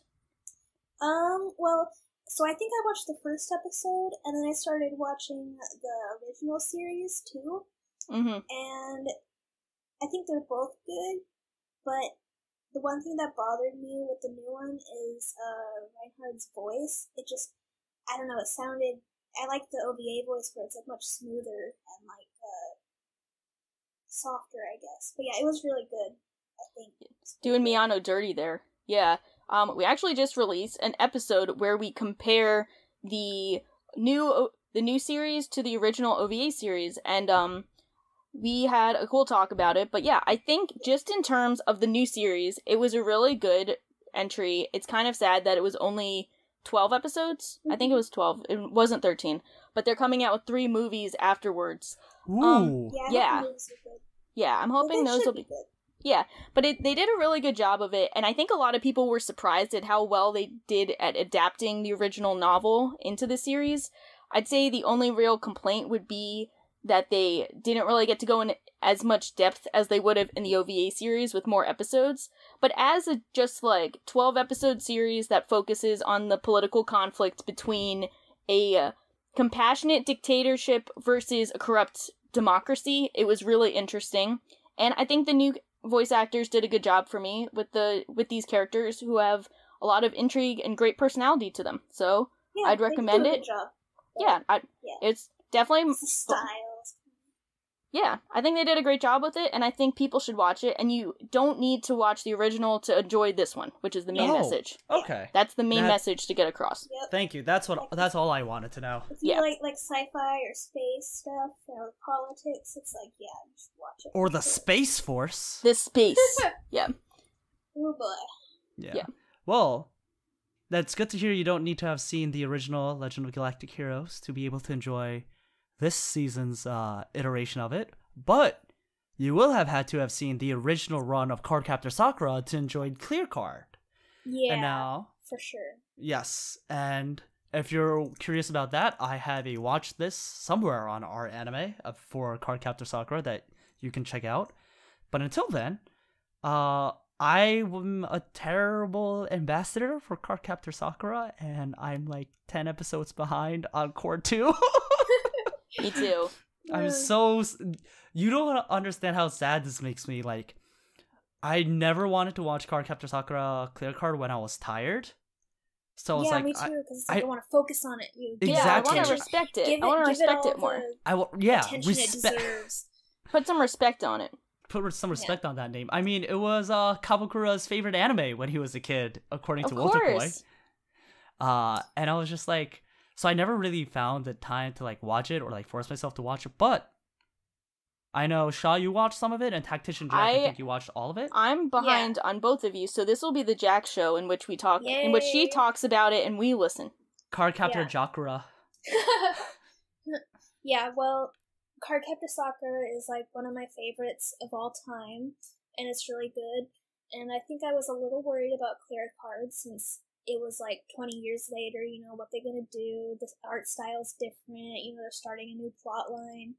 So I was kind of worried about it, but it quickly became one of my favorites. Like, I think after like 10 episodes, I was like, okay, I have to give this a 10. I don't like usually giving airing shows a 10, but I had to give it a 10 because it was so good. And because I generally approach Cardcaptor Sakura like it's a slice of life with the characters I love, so I didn't mind as much about like the plot being kind of slow and them not really like doing a whole lot of it, which I know is a common complaint with Cardcaptor Sakura.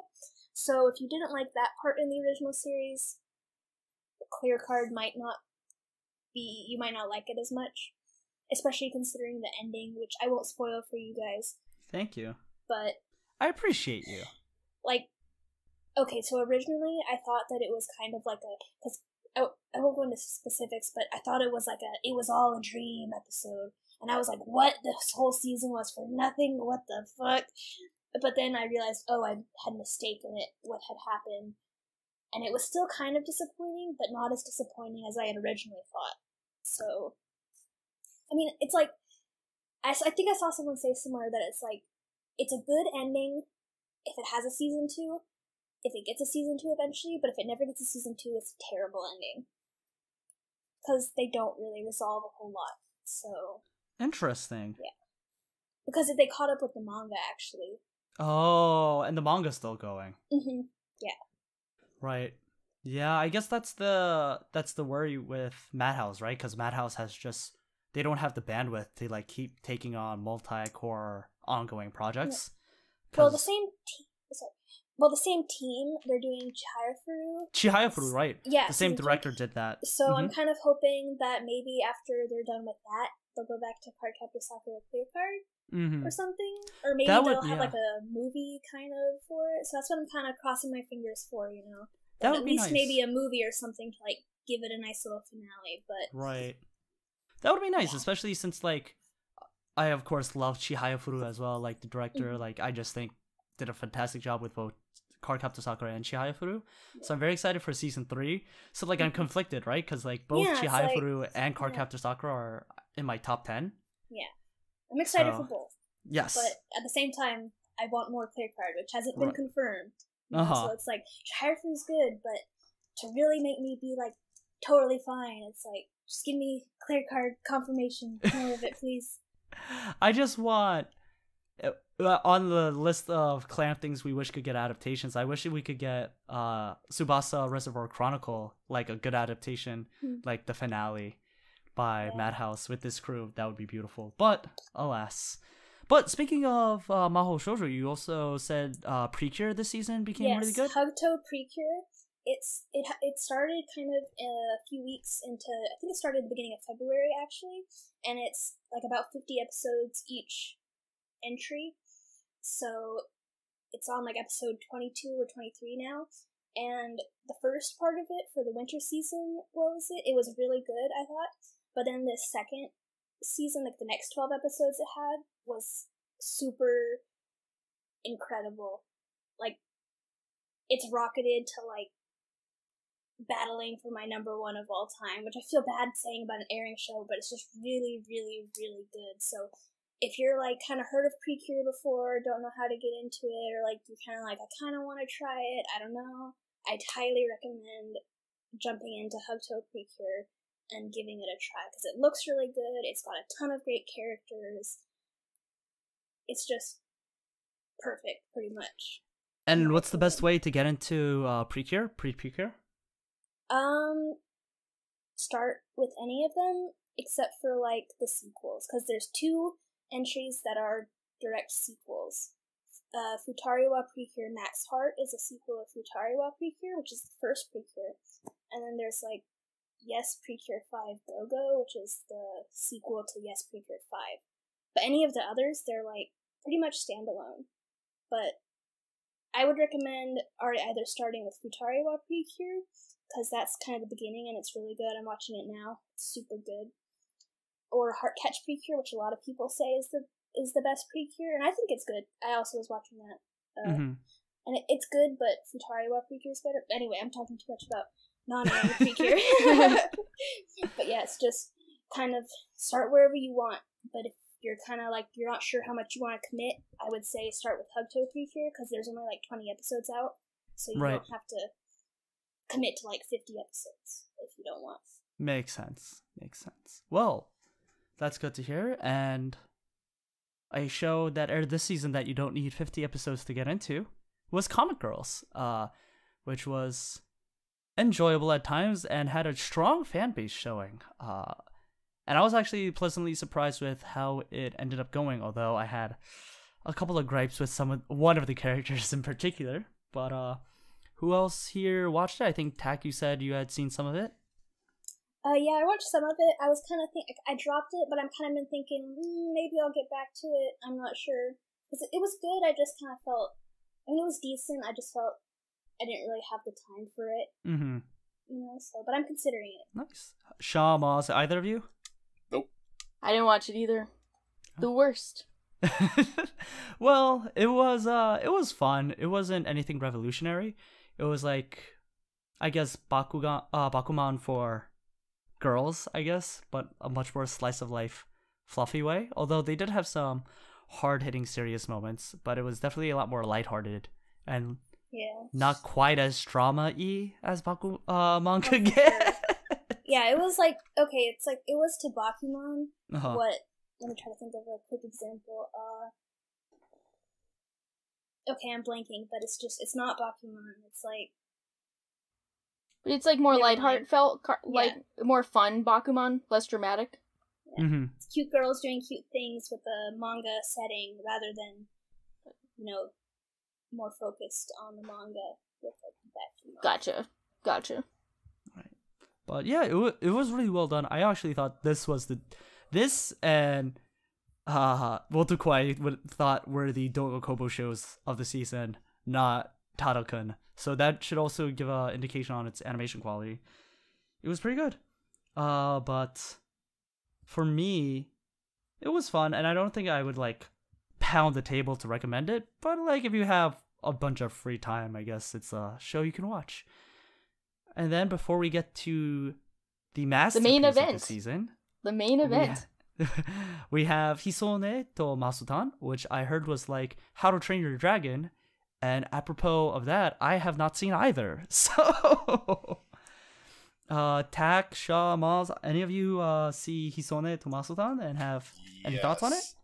I did watch it. Ooh, Maz, what's up? Anime of the season? Yep. I wouldn't go that far. Hang on. I'm disoriented right now because I'm fucking playing Smash. Oh no, getting smashed. Yeah, right. Okay, game over. I lost because I fucking suck. So, Hisamaso is just this very fun, very kind of hectic sort of show. It has like really fast pacing, and it's like they use like these dragons which are like they turn into planes, but it's not really like a fantasy thing. Which makes it pretty interesting and cool. And I don't know, it was just really fun. It was hilarious, and the characters are just really endearing and adorable. And I don't know, I just liked it a lot. I don't even really know what it exactly was. I just thought everything it did was just particularly great, I didn't get like super emotionally attached to it, which is probably why I only left it at like a 9 instead of a 10. But, oh, whoa. Uh-huh. Yeah, but I mean, that's still super high. I just really, right. thought like, it's like one of those shows where it's just like every minute is trying to amuse you in some sort of way. Like there's never a dull moment with this. How about you, Tak?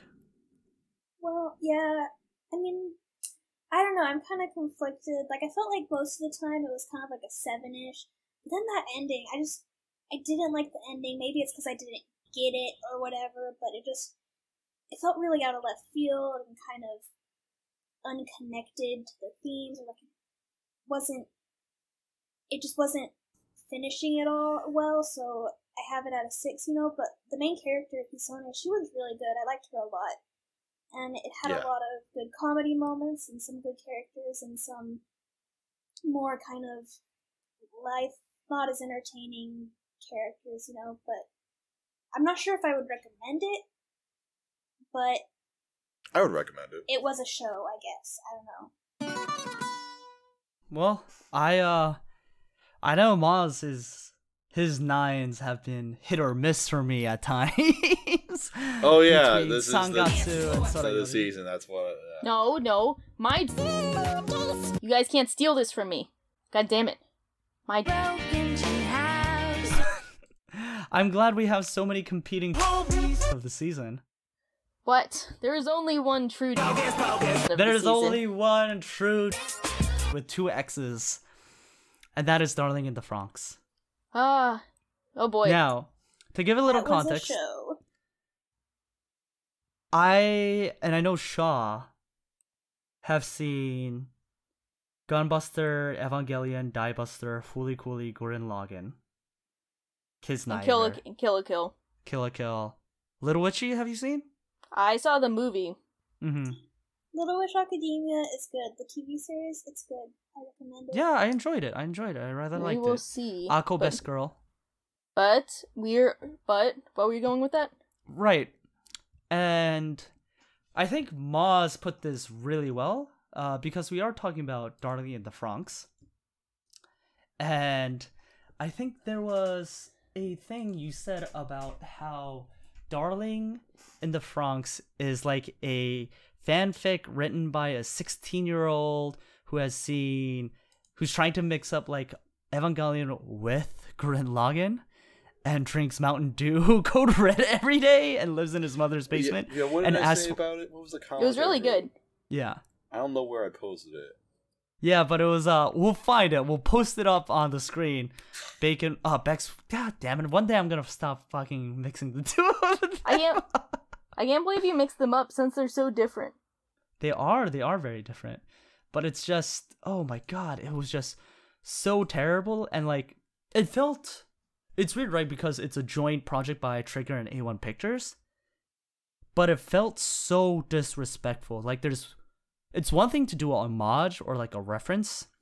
Like Monogatari does references to Evangelion. Like the first episode in Nisa Monogatari. Well, everyone does references to Evangelion. You Right, were just talking about Wotakoi doing a Right, reference to... Exactly. Yeah, So like you can he shows do the a reference. You can't steal the plot points and try and make them worse. and make be it worse. okay. That's like Comet Lucifer tier.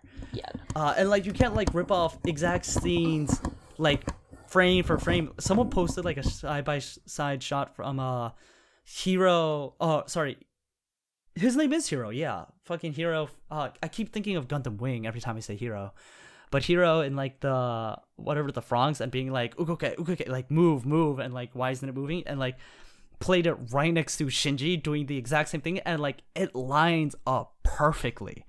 Like that has to be on purpose. And like the shots that they ripped off, the plot lines that they ripped off, it was the guy.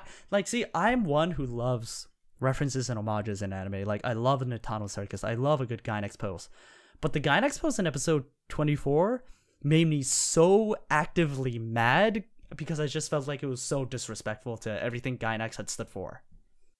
Yeah. I mean, I'm on a different wavelength because we kind of mentioned this before we started recording, and I was saying that I don't think the existence of Gurren Lagann, Evangelion, Kill la Kill, like Gunbuster, Diebuster make this show bad because this show is bad on its own merits. Oh, because of course, 100%. It introduces concepts and completely forgets about them. It has your classic like, we don't know why things happened. We have plot points and character drama that was introduced that was completely fixed in the next episode. Nothing felt really organic when it came to character development, but also more importantly, nothing was really that interesting for me. No. Because they introduced like really interesting potentially interesting world building at the beginning, potentially interesting character drama, and then they just said, nah, fuck it, we're just gonna do the most boring cliche thing we can think of. Like, I think people started really thinking the show went downhill around episode 19 when they did the full info dump on how the world got fucked. And man, could it have not gotten fucked in a more boring, uninteresting way than Unoriginal, like, it was just not fun. Because if it was a fun train wreck, we could see some kind of redeeming quality in the entertainment value. Right, it could be a... But it's not a...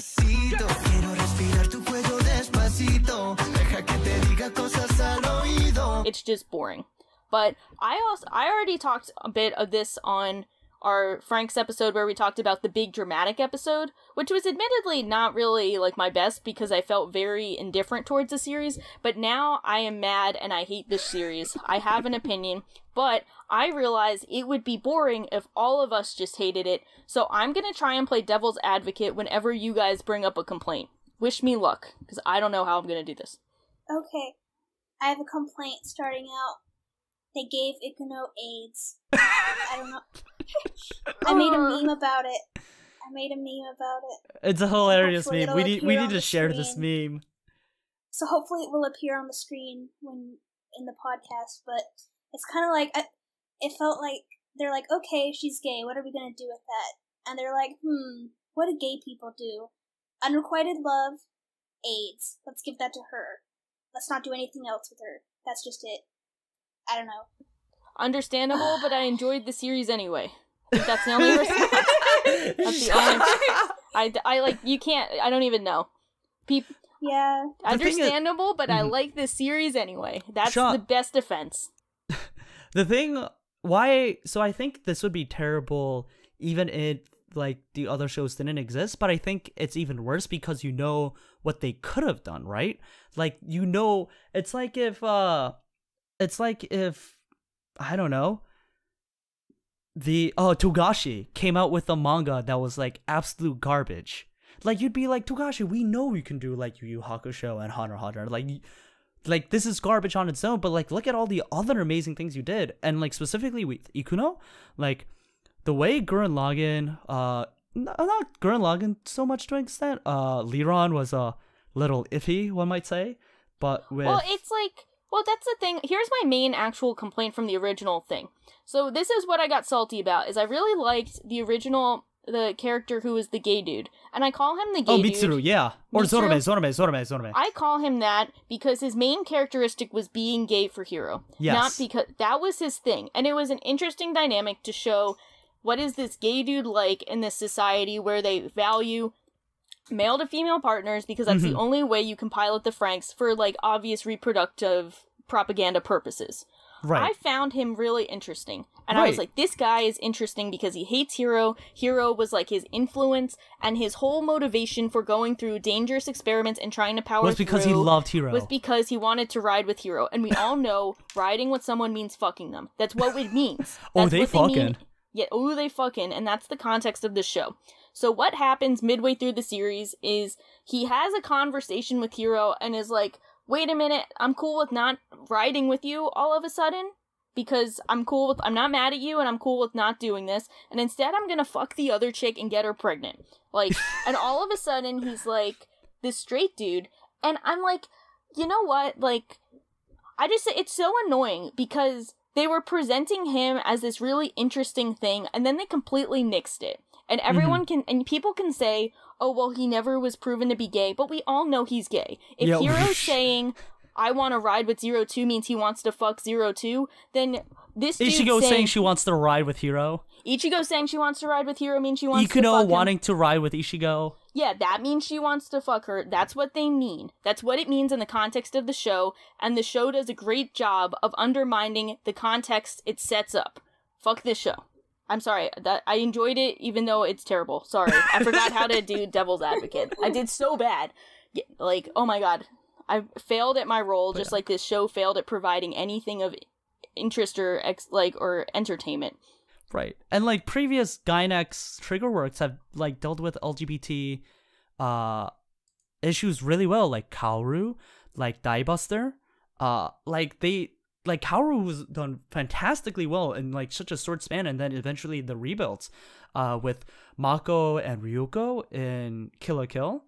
I'm gonna argue that I don't think their strength is LGBT characters. I think it's not a strength, but like they didn't fuck it up. Well, I didn't find Karo that interesting in Evangelion. I don't think even in the rebuilds. No, I think it's fine. Even in the rebuilds. Interesting. I think he's fine, but it's not an interesting... Like, they don't explore LGBT themes. I don't think it's explored. I think it kind of exists, but it's not a thing. But it's not as offensive as it is in FranXX, where it looks like they're going to explore it, and then they just say, nah, you either get the Klaxosaur AIDS, or you get turned straight and have a kid. They didn't even explain how she got Klaxosaur AIDS. She just, like, fired off a cannon, did not delay the people. Gay, so. She's gay, so that's what let the AIDS get to her. Everyone else had the straight protection, but since she was gay, she was vulnerable to the AIDS. That makes sense. That makes sense. Yeah, so I think it's really disappointing. I actually don't really understand a lot of the appeal personally, because I found I'm on the team that wasn't really big on the show to begin with, because I see a lot of people who say like, oh, the first half was amazing, but then the second half went downhill, and I'm like, nah, the first half wasn't really amazing. It was just kind of like setting up something. Potential. Yeah, it had potential, but it didn't actually get good. Like, they have the one episode that I think is good, which was the flashback with 02 and Hero, where you see them as a kid. I think that's a good episode, but that's kind of it.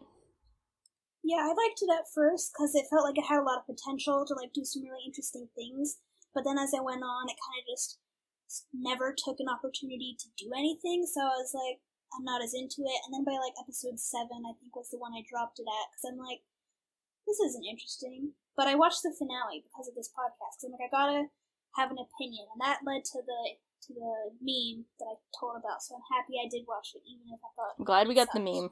Yeah. We got the meme. How about you, Moz? What'd you think about Darling? It was okay. Really, my opinion of Darling the FranXX, I don't think it matters. I didn't really... this anime, like, zigzagged between being great and being terrible in the first half for a while, and after a while, I just stopped caring overall. And, like, there was a time, after, like, episode 9 or so, I just kind of put the show on hold for a few weeks, and so in that time, there was that first huge, like, explosion where, Ichigo kissed Hero and a bunch of other bullshit happened, and the community flipped shit. And I realized it was actually more interesting to, like, watch it from afar and kind of see this group of people, like, deteriorate as this show goes on. Basically, what I'm getting at is I think that Darling in the FranXX, overall, it was an anime that was fun to talk about, but it was not fun to watch. Like, this is a very discussion-based anime. And in some way, I guess I kind of have to applaud the creators because, you know, I think overall they kind of found a formula to really make a hit anime in 2018. Like, think about it. Think about what this anime has. It's got cool robot designs. I mean, people will disagree, but I think they're all right. It's got cute waifus. People disagree, but I think they're all right. You know, self-insert character, you know, decent supporting cast. You know, like, you got a bro character. It's mysterious. It has all this world building. It's futuristic in some way, but it's also post-apocalyptic at the same time. People love that. And it's got all these callbacks to older anime.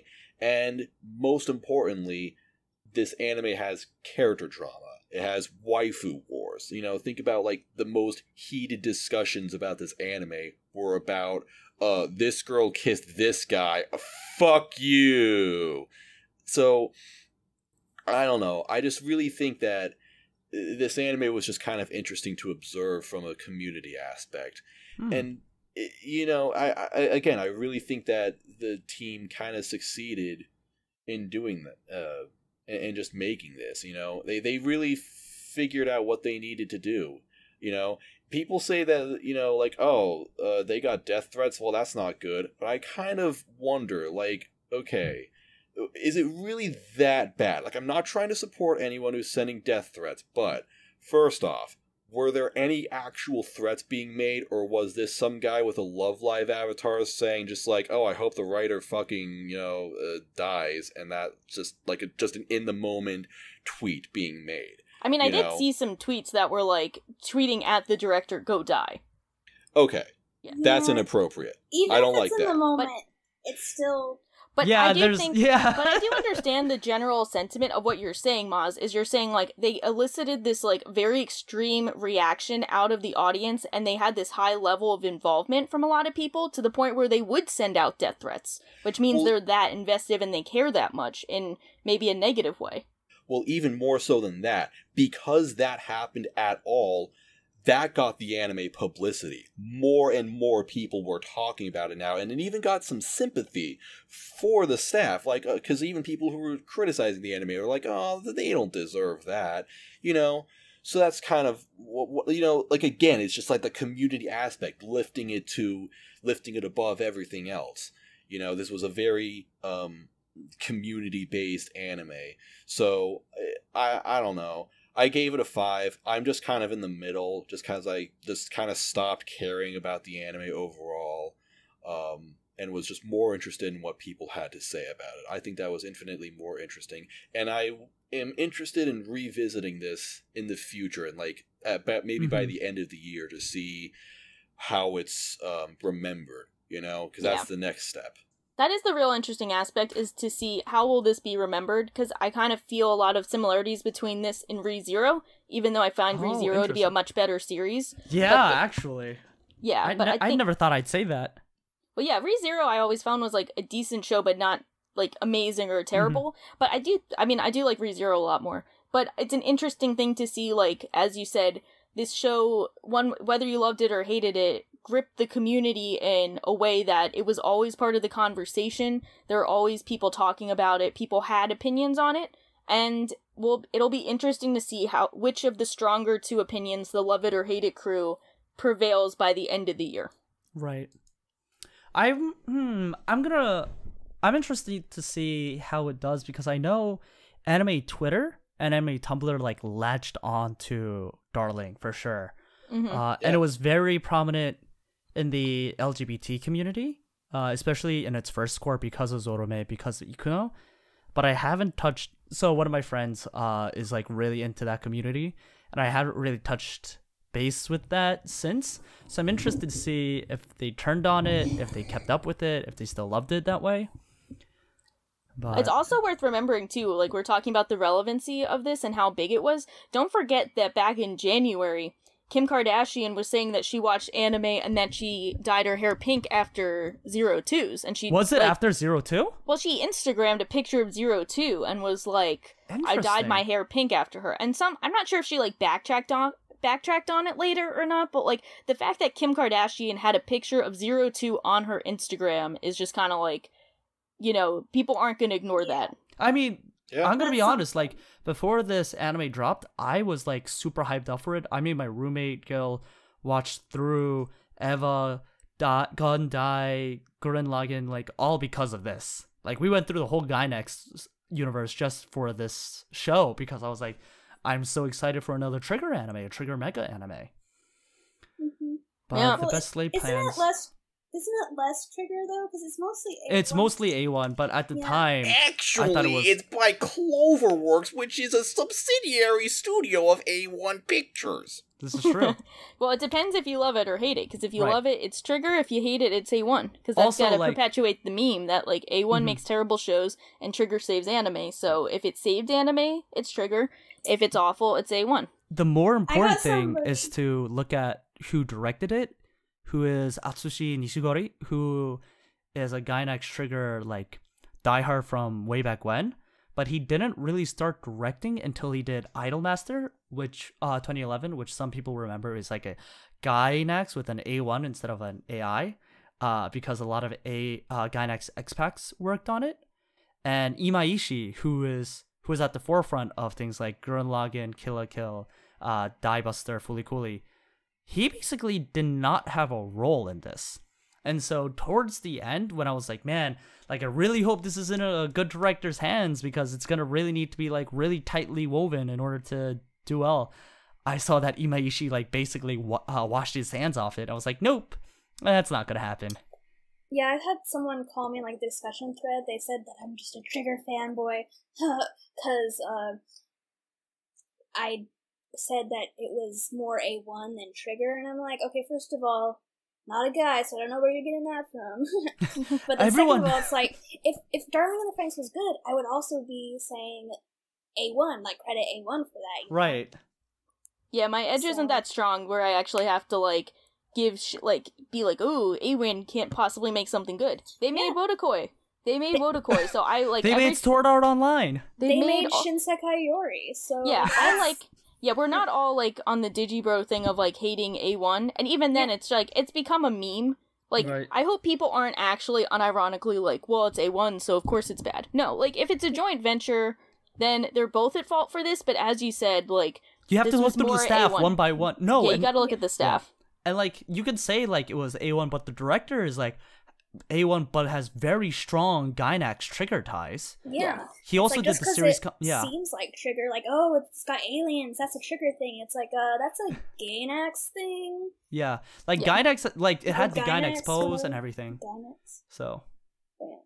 But yeah, it's... fucking A, man. I don't know. I would never recommend this to anyone. Yeah, I wanted to give it a 0.2 out of 10. Hey!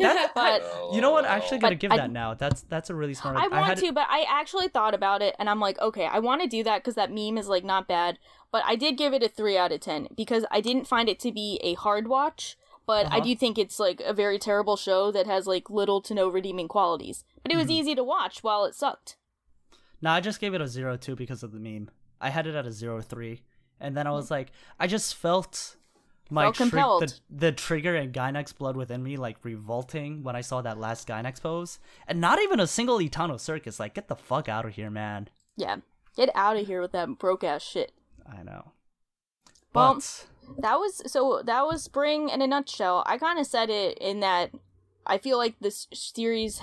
I feel like the season had a lot of shows that had the potential to be great, but didn't reach their potential, so I think it was... kind of disappointing, but even them being disappointing, it was more of like a 6 out of 10. So I did have fun with this season, especially compared to other seasons where it's been like kind of brutal. But what did you guys think? I don't know. For me, this is probably the least amount of anime I've seen in a single season since like I started watching seasonals in like 2013. I think I only watched like 20 or not even this season. But would you say that's less of the shows themselves or more because of your work schedule? I think because of my work schedule, right? So I don't know if I watched as much good shows. So I wasn't able to really maybe take in some hidden gems. I wasn't able to watch Hisone to Maso-tan, which Maz and Tax seemed to really enjoy. So maybe I would have liked that. But to me, it seemed like an average, if slightly below average season, especially because of the endings. I think this was an above average season for sure. I probably didn't like it as much as I expected it to, just because just real life has been kind of hectic lately. I just moved into a new place and there was so much shit going on with that, and not a lot of it was actually good. So, and I think I'm just like starting to get like I just launched my YouTube channel. I just put out a video a couple months ago, and I'm working on another one. And it's like kind of having something else to do. It's making me realize I just don't have enough time to watch like 15 seasonals anymore like I used to. And it got pretty tiresome down the line. And yeah. I feel that. That's how I feel with a lot of these, where it's kind of like, I mean, it's all fun and games to watch a bad show, but then like, what if it's a boring bad show? You can't even meme about it. Yeah. How about you, Tak? For me, I don't know. It's weird because I think several of this shows this season were good, but overall I've been feeling like it's harder and harder to like seasonal. Even though I just started watching anime like a year ago, pretty much, I've watched so much in that time that it's like I'm trying this new thing for summer season, where I'm going to wait till the end to watch them to see if maybe that affects. Because I think part of the thing with seasonals is it's hard to watch, like, to keep watching a kind of borderline show. You don't know if it's good, you don't know if it's bad. You know, it's easier to just drop it, you know, if it's week to week. So I'm going to try and wait this season to see if maybe I like stuff better. So. Makes sense. All right. Yeah. So. Good season. Right. I mean, it had Clear Card and Precure, so how can I like say it's a bad season? But on the other hand, that's true. It didn't have like a whole lot. You know, it didn't feel like it did my first season, which was summer 2017, it was like, that felt really good, even though looking back, it's like, the shows weren't that great, and I drop a lot of them now, so it's hard to judge a season. Right. That it is. Well, as hard as it may be, we tried our best, and if you judged it alongside us, don't be afraid to leave a comment, whether it's in the Reddit thread, in the YouTube channel, in the video, or in our Discord, which you can join. There's links everywhere. Don't forget to listen to our bi-weekly podcast on Steins Gate Zero, hosted by the one, the only, the amazing, shocking 807, and so many other members of the R anime community. Be sure to subscribe to us on iTunes and YouTube. And Spotify. And Spotify. We're on Spotify now. We are. And certain other websites on the internet, I have been told. And thanks so much for listening in. And as always, we will see you next time. Bye-bye. Bye. True, motherfucker. Chinese food makes me sick.